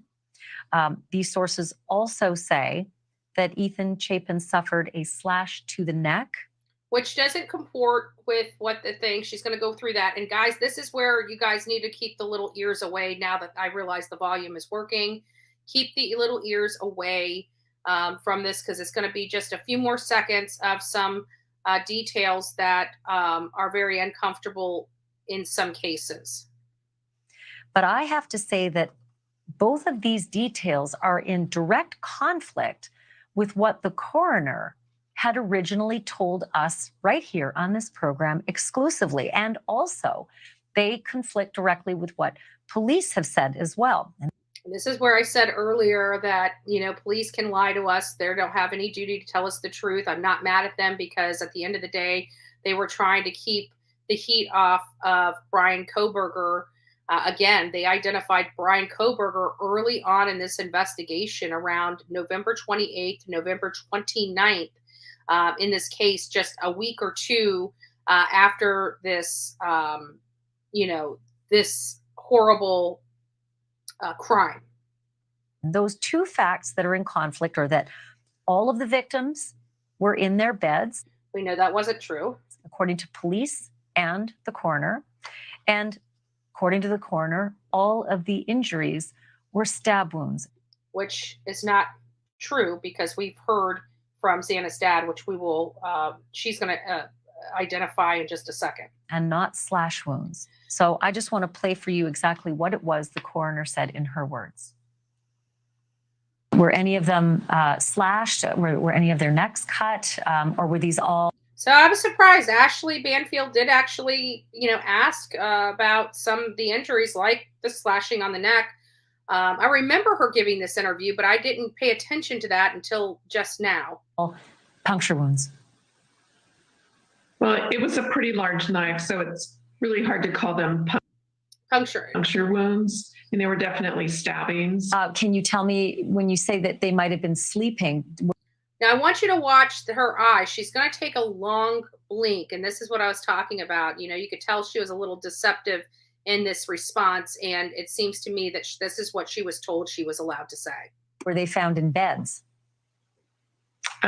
Yes. So those were the facts that the coroner told us. And like I said, it is in direct conflict with what these two sources familiar with the investigation are now telling us as well. That obviously needs to be sorted out, and likely best in a court of law as well. Also want to tell you these other details that. And this is where we're going to say, because she's going to get a little graphic here too. Again, if this is something that's uncomfortable for you to hear, please, now would be a great time to use the restroom or get your cup of coffee. Little ears do not need to be hearing this. So just FYI. That we have learned from these two sources that Xana Kernodle put up a fierce fight when the attacker set upon her, repeatedly grabbing the attacker's knife. This is where it's going to get a little graphic, but not so bad. It's just going to be descriptive in nature. So much so that she sustained deep cuts to her fingers and that her fingers were nearly severed. Now, and I'm not going to play the rest of it. You guys can go on there. It's the Idaho victims. Xana Kernodle was killed last and fought back. So she, I kept wondering if that criminal complaint, they had those things listed in that criminal complaint was a little crazy, because they had Maddie, Kaylee, Xana, and then Ethan.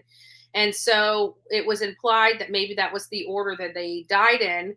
I personally thought it was the order in which they were victimized in, but they're saying that Ethan was killed last. And I'm not sure if I agree with that, because if he was half in, half out of the room, it sounds to me like he would have been hit first, and then Xana, or no, they're saying Xana died last, but I don't know. I mean, there's some reason for that order that they have in the criminal complaint, and I'm curious as to what it was.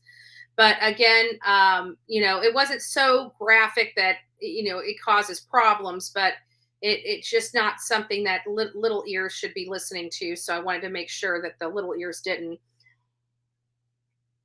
We know it was horrific. Have you seen Bethany may not even have been home until after? Oh, wow. No, I did not see that. Because again, we were told that they were home, that Bethany and Dylan were home about 45 minutes before everybody came back.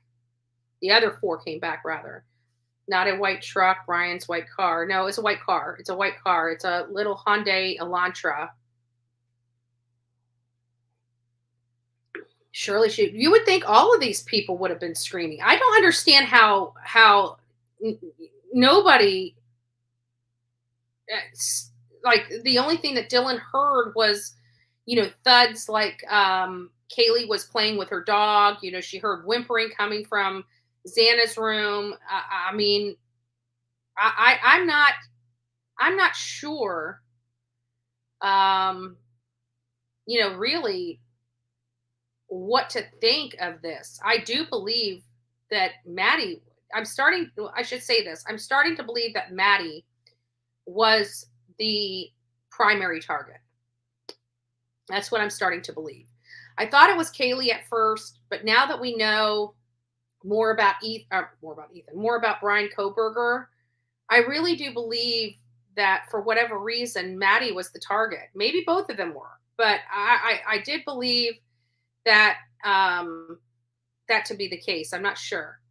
B Betty says earpods would work. 400 more likes. And we have almost 800 people in the chat this morning. So if you have not hit the like button, please consider doing so. But I'm going to open the phone lines up and I'm going to find out what your thoughts are on this. But I'm curious about the whole Ethan being half in, half out of the room and the 8-hour time call. It's a legit question. And I know that it unnerves Justin a little bit, to have the conversation. I don't want to be disrespectful to Dylan at all. But if this is something that's going to be used by the defense, we have to discuss it. We have to discuss it. He likes blondes. Possible, yeah. Possible. It might be a blonde thing. You're right. Some people have types, right? I don't date nerdy people. That is just not my type. I can't. I don't know why. I'm just not. I guess I've never really dated. Like a nerdy guy before, and so it's just not my type. Some people love nerdy people. Like Olivia, like Chronicles of Olivia, she loves nerdy guys, right? And like for me, I don't. Like it's a type. It's a type. So maybe that's that. Maybe she, maybe he did go to her job. Maybe she was a little, flirty or whatever, what he perceived to be flirty. That means that somebody was just being nice to him. And he may have thought she was flirty and whatever. I don't know. I don't know.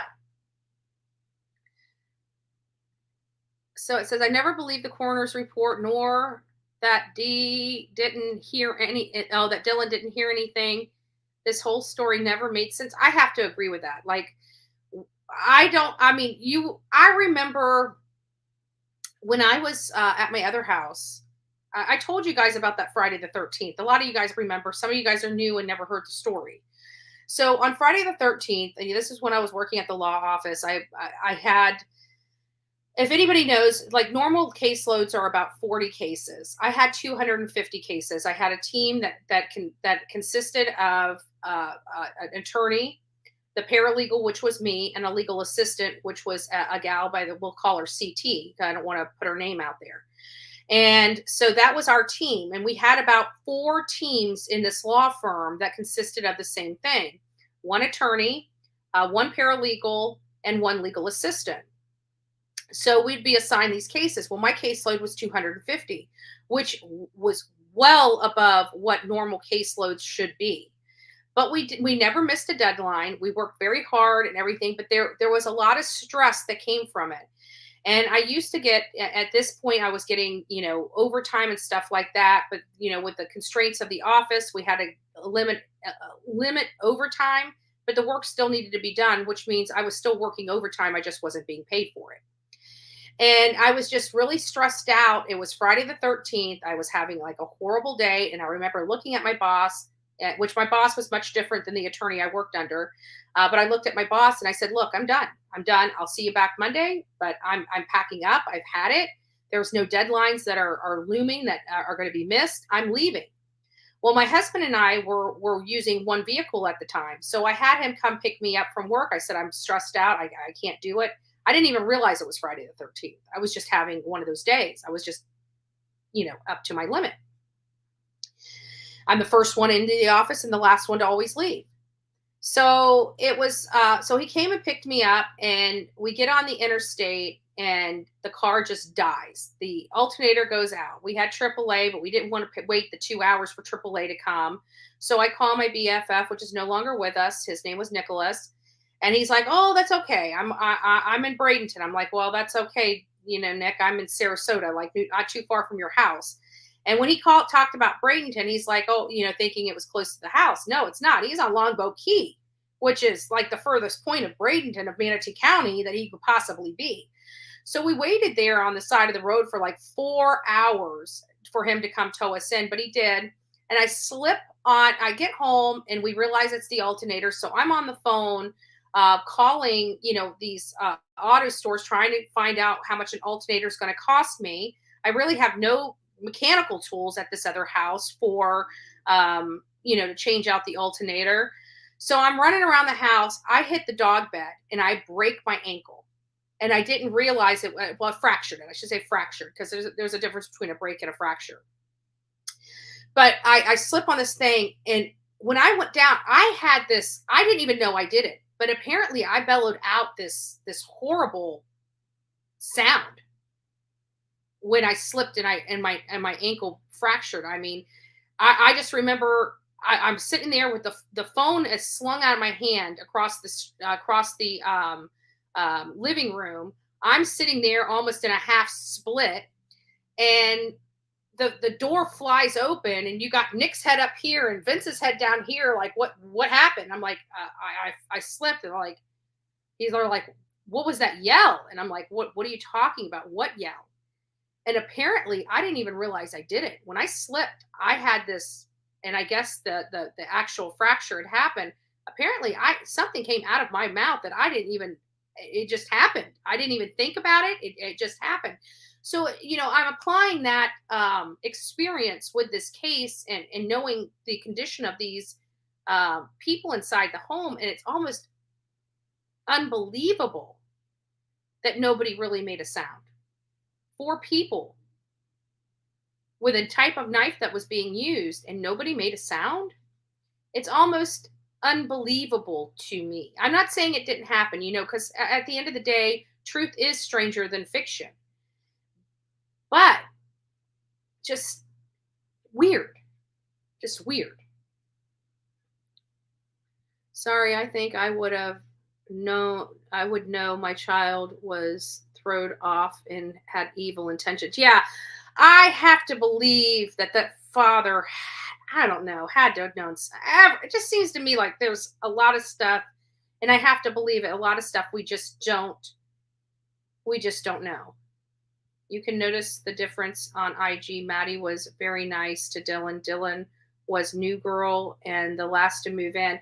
And if you know anything about Maddie, she was one of the kindest. Everybody that I've spoken with, and primarily even Kaylee Gonzalez's family, just talked about how nice and sweet Maddie was, that she was always just the kindest person to anybody she came in contact with, that she, usually older siblings and younger siblings don't get along. And, Maddie just loved them all.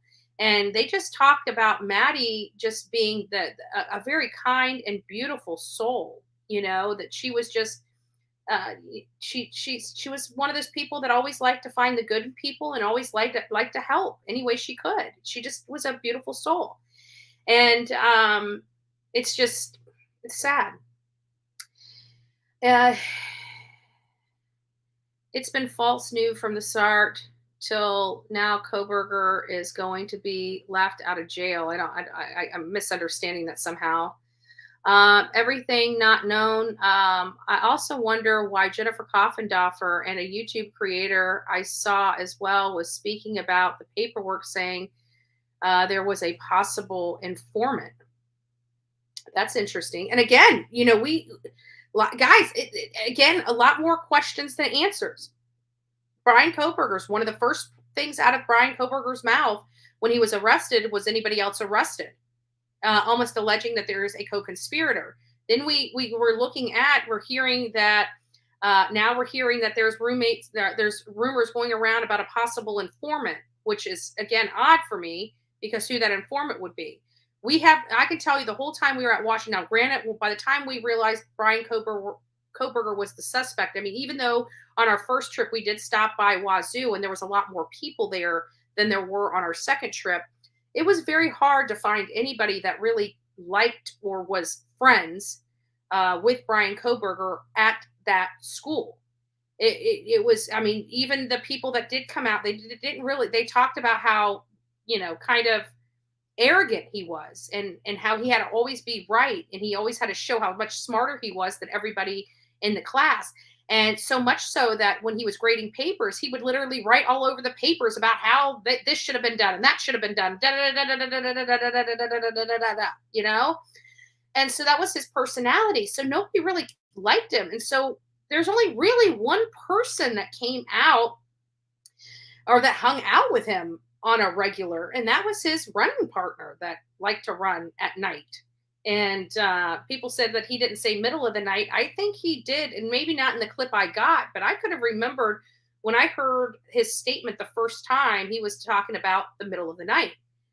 And so I don't know. We'll see. There's a lot more information. We're only at February 3rd. That case has to be opened back up to the public at the conclusion of their investigation. So if that happens before March 1st, it should be done before March 1st. If that happens after March 1st, and it'll be after March 1st, but we need to have some access to it. What's upsetting me is how are people getting access to these pleadings when it's supposed to be, like I've got a whole folder of these court documents that I acquired prior to them doing the gag order. But there's stuff that's coming out that wasn't released before, and the whole file is under gag order right now. So I keep wondering, how are people getting this information unless they're challenging the court or going to court and enforcing the courts to get it to them? I don't know. It's a little crazy to me. Jennifer says, I know LE can lie, but can they? And nothing in an affidavit so far I have seen that has been a lie. It was all their conversations. Like even that coroner, she was talking verbally. She didn't present a report. The report that they submitted was, and I can't remember if I saw the report of their injuries or not. I'm not even sure I saw a coroner's report come out. We only spoke to the coroner. So maybe, I don't know. I have to look through my file. That recording from next door, you can hear Ethan screaming. We heard that whole thing with Ethan screaming was a hoax, that it was somebody trying to, which doesn't make sense. Why would you use those people's names? That the person, now I don't believe anything because it comes from the hate channel, so I don't believe anything they say, because they will do anything to throw any of us off. That's why I don't listen to them. They're full of lies. That's why I don't like hate channels. They lie to their audience. I don't like liars. So I don't know. I don't know if that was the right recording or not. They're saying that somebody in the chat said that they made this record. Who would do that? It was just to show an example of how muffled. Give me a break. Who would do that? And who would use the victims' names in the recording if you're just trying to make an example of what it could have sounded like? Really? Why? If that's true, that was horrible. So I don't know if we got a hold of the legit video or not, but the hate channels are saying that it's not, and I don't believe the hate channels. So we may have it, we may not, we may never know until it gets to the court hearing. We'll find out.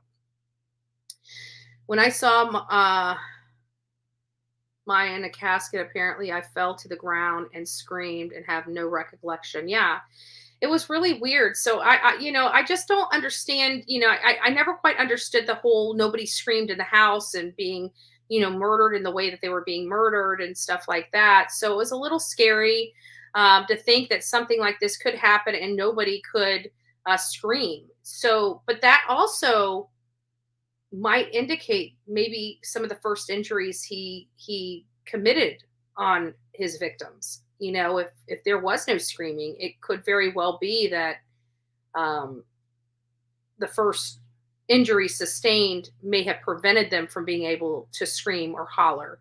Or maybe he was just so quick.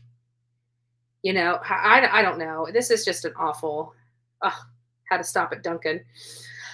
I ended up going into, you guys know how I feel. I love Dunkin' Donuts. I love their original coffee. I love Dunkin' Donuts, but I also like Starbucks. And actually I like Starbucks because I have one of my mods keeps me fat on Starbucks. So I actually like some of the drinks over at Starbucks, but for original coffee, my original, a couple creamers and a couple of equals in it is the original Dunkin' Donuts regular old coffee. That's my jam.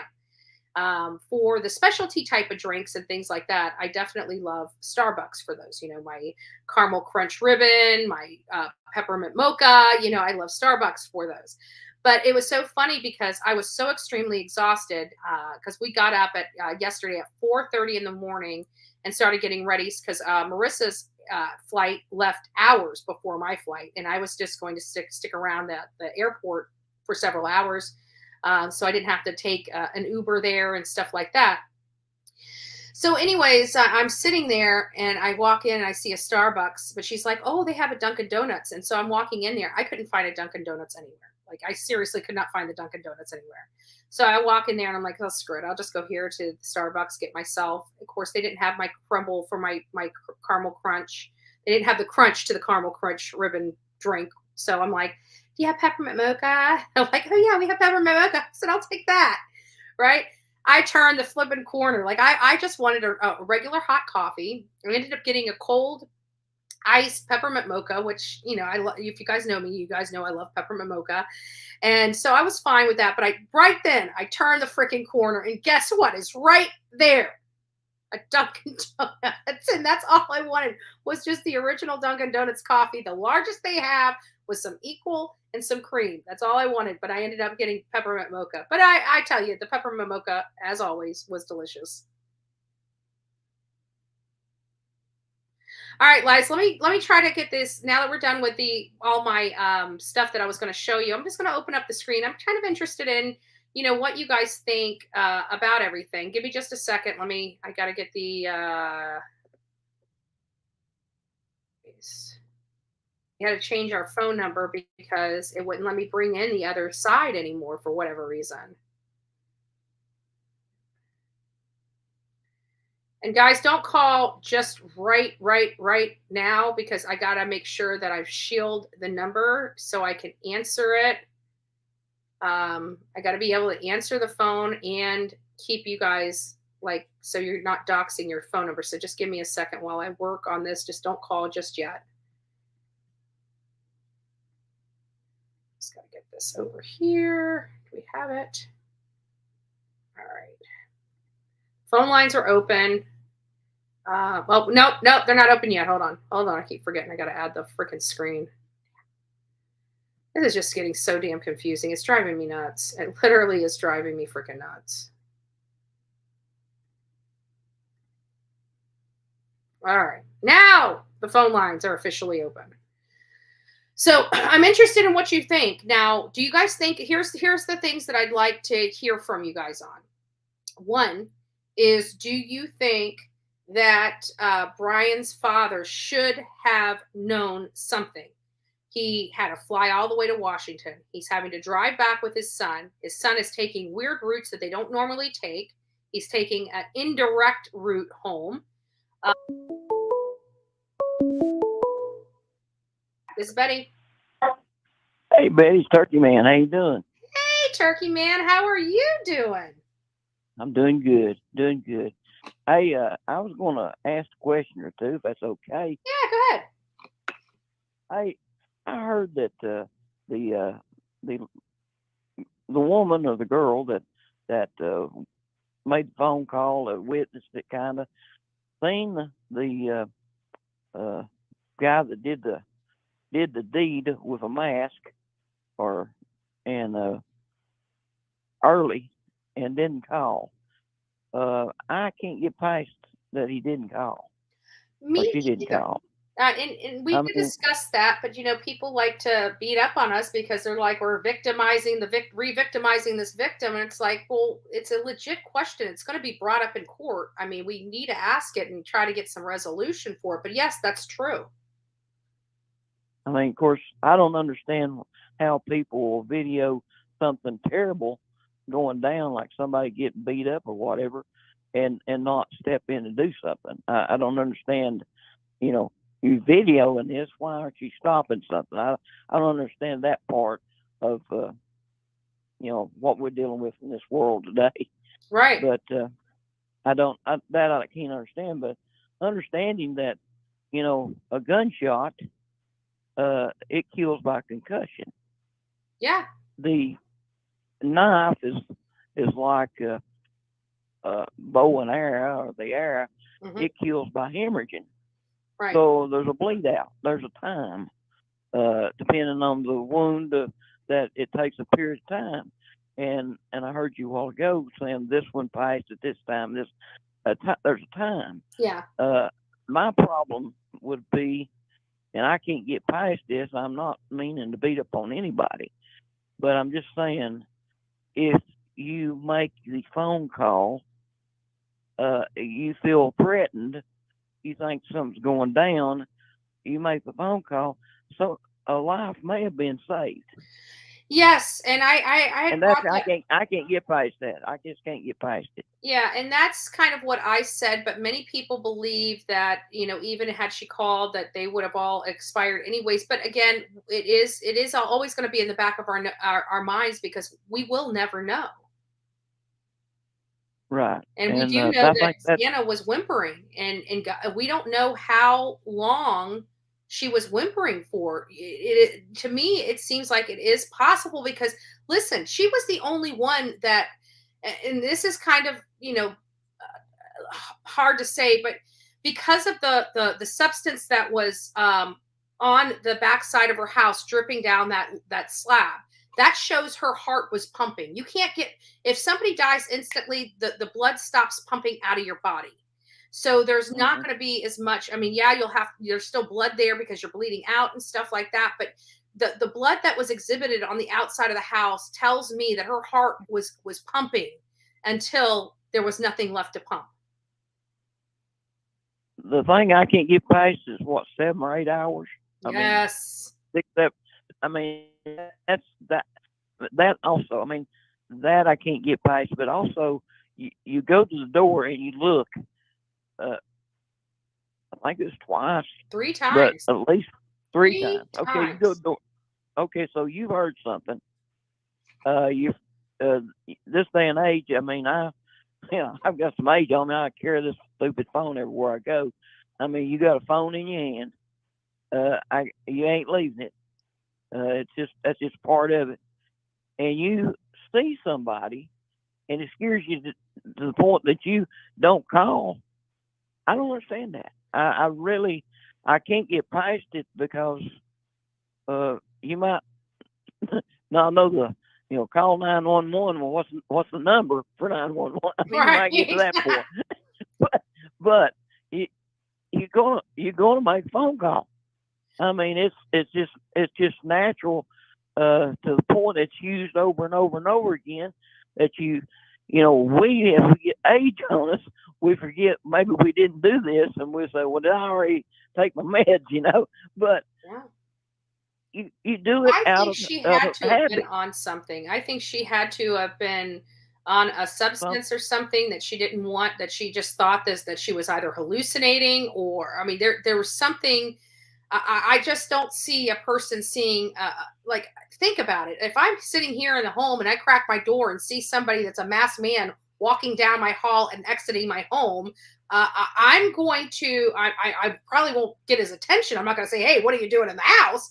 I'd probably shut the door like she did. But the next thing I'd be doing is trying to find my phone and calling 911. And if I had other people in this house, at some point, I would have stepped out of my house to check on the other people to see if they saw the same thing, or even call them on the phone and say, hey, did you guys see a masked man in our house? Yeah, I mean, I understand. We've been in separate rooms before, and I've called her on my cell phone and said, hey, what was that noise? I mean, nowadays you go. I went to the bank here a while back, and there was 3 people come in wearing a mask.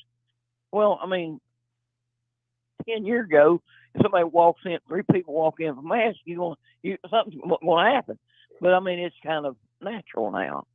People wear a mask. Yeah. You see you kind of look at them. I mean, that's another story, and I won't go there. But see somebody with a mask driving around in the car by themselves, you kind of like, okay, what's the deal here? But anyhow, it's just me. But I just didn't understand. Other thing, was she by herself? Was there nobody with her in that room? See, from where I'm sitting, I will have to say yes, she was alone, because her boyfriend Quincy or Quinn or something like that apparently has never been to the house. They have a great relationship, so I don't think she was in there with another guy or anything like that. But who knows? Who knows? There was a lot of people at that house when law enforcement showed up. That's what we know. Well, I heard somewhere, and I don't know if it's true or false. You hear so much, and you kind of got to in between's the truth. You got this over here, and you got this, but in the middle is the truth. Right. So so you don't know what's what on it. But I heard on some channel I was listening to that is talking like her roommate was there. So, or she had a roommate that was with her. Yeah, but the roommate, just to clarify how this all went, the roommate was, Bethany was on the very bottom floor. And so the people that were on the 2nd and 3rd floor was the 3rd floor. We're going to go from the 3rd floor down. We had Kaylee and Maddie in Maddie's room, and the dog was put in to Kaylee's room. So Kaylee and Maddie were together in Maddie's room on her little bed, either hanging out, talking, or actually sleeping. We don't know. And then when you come down to the 2nd floor, you had Xana and Ethan's room. And Dylan was on the second floor with Ethan and Xana. And then you go to the first floor and Bethany was all by herself down there on the first floor. Supposedly. So the one that is supposed to have seen whoever was with the mask. That was Dylan. She was also on the second floor with Ethan and Xana. That even makes it worse. I thought she was downstairs. Yeah. I thought seen him leaving. I thought he was, she was downstairs. Yeah. That even makes it more complicated for me. Yes. I mean, it really does. I mean, there's more to this, and I mean, it's kind of like the Kylie Rodney case, which I'm still wondering about that. I mean, you've got they was wrongdoing there, and where it was she was dead before the car went in the lake or not.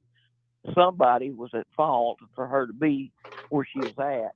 Yeah. Had a hand in either hiding it or whatever, and I think that is wrong, not following through. And Billy Joe, that deal with her, she, you go get a kid, you bag for the kids, and you take responsibility, and then give it to ones you bag from. You're responsible. If the murder is taking place, and I'm there when it's going down, I might have just been driving the car, but I'm part of it. Yeah, I still believe nobody's going to ever convince me that Kylie Rodney drove herself into that with her being all the way in the back of her vehicle. I really truly believe somebody was in control of that vehicle other than her. Yeah, I mean, it's hard to do that from the back seat, or back from the front.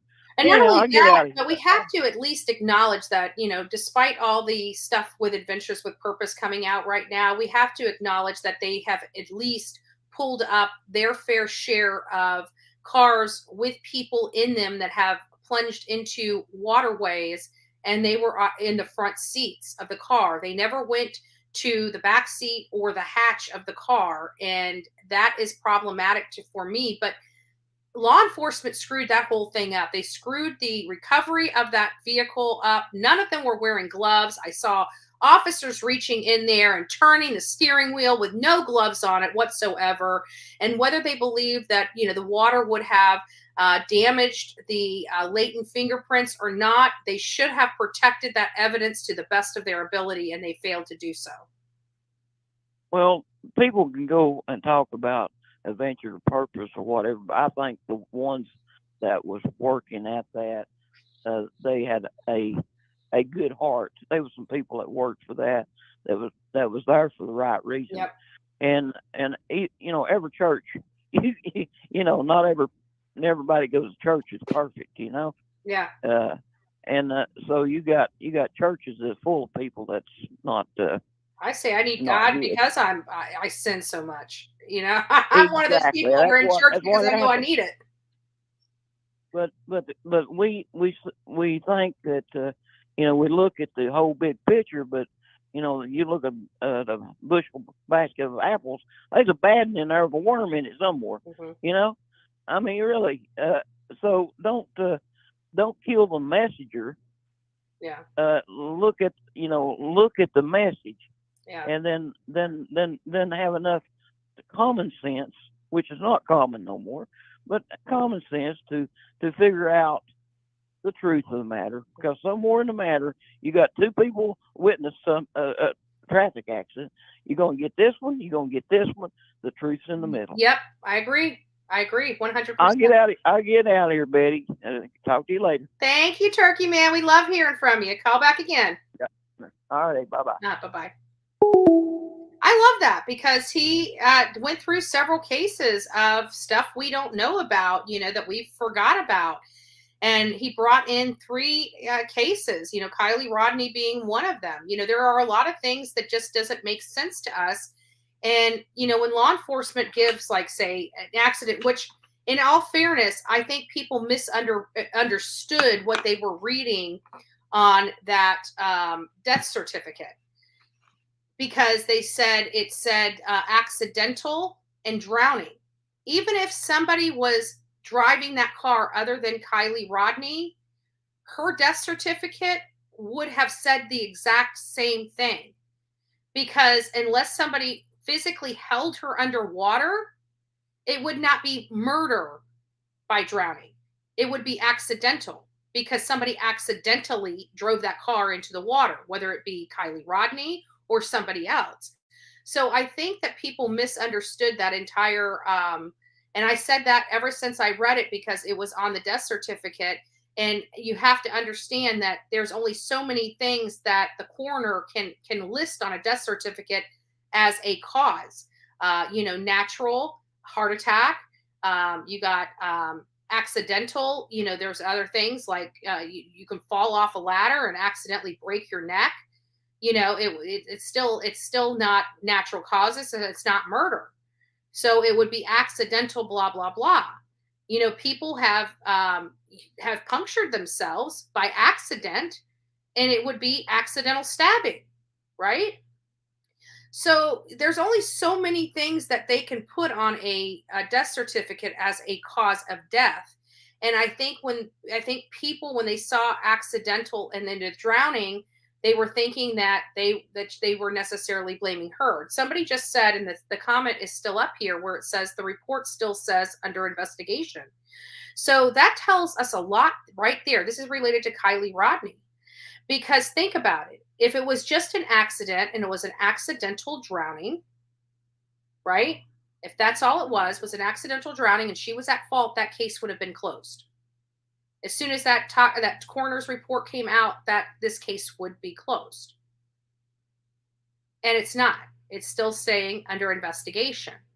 So there's still more going on. So that's just all I'm trying to say is there's, especially with the cause of death. But he brought that up. But it does cause us to question this. And I'm trying to do this delicately, because we do need to discuss it. And if you do not think the defense is going to use this to their advantage, you are wrong. They are going to use this to their advantage, because there was an 8-hour window that somebody else could have come into that home and did that. And if you don't think that they're going to chomp at that bit, you are wrong. Because I'm telling you, that is going to help Brian. They're going to say, he may have came in the house, he may have done this. They may want to explain away that thing. They may admit a lot of stuff to do that. I don't know. This is one defense strategy. But he didn't do that. That, yes, he was in the house and that's why she heard that, right? But he left and they were unharmed. It had to have been somebody else that came in after Brian that injured them, but it wasn't Brian. Then that would explain some of the, DNA, because she's like, he's acknowledging being in the house. He would have contributed. He would have left DNA. Maybe they'll say it was transferred onto the sheathing because he was in there earlier. I mean, this 8-hour window is going to be very problematic, and we are very concerned about it, and should be. And there's nothing closing that worry box. I can tell you that I don't think she was in shock for 8 hours. Because if she was in shock for 8 hours, she would have still been sitting at that door with it cracked, because she's frozen in shock.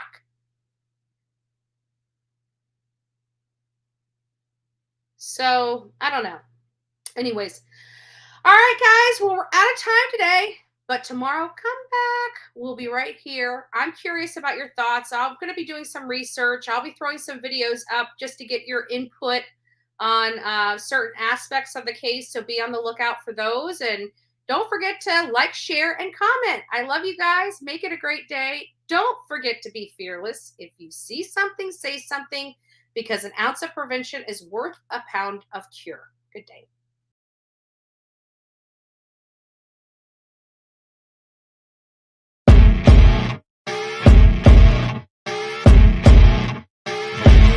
As you wake up in the morning, you want to find the latest, greatest information about criminal cases and have an intuitive conversation about the suspects associated with these cases.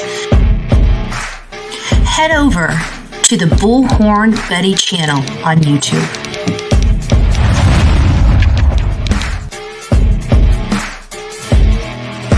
Get breaking news right here on the Bullhorn Betty channel. Welcome to the Bullhorn Betty Coffee Club.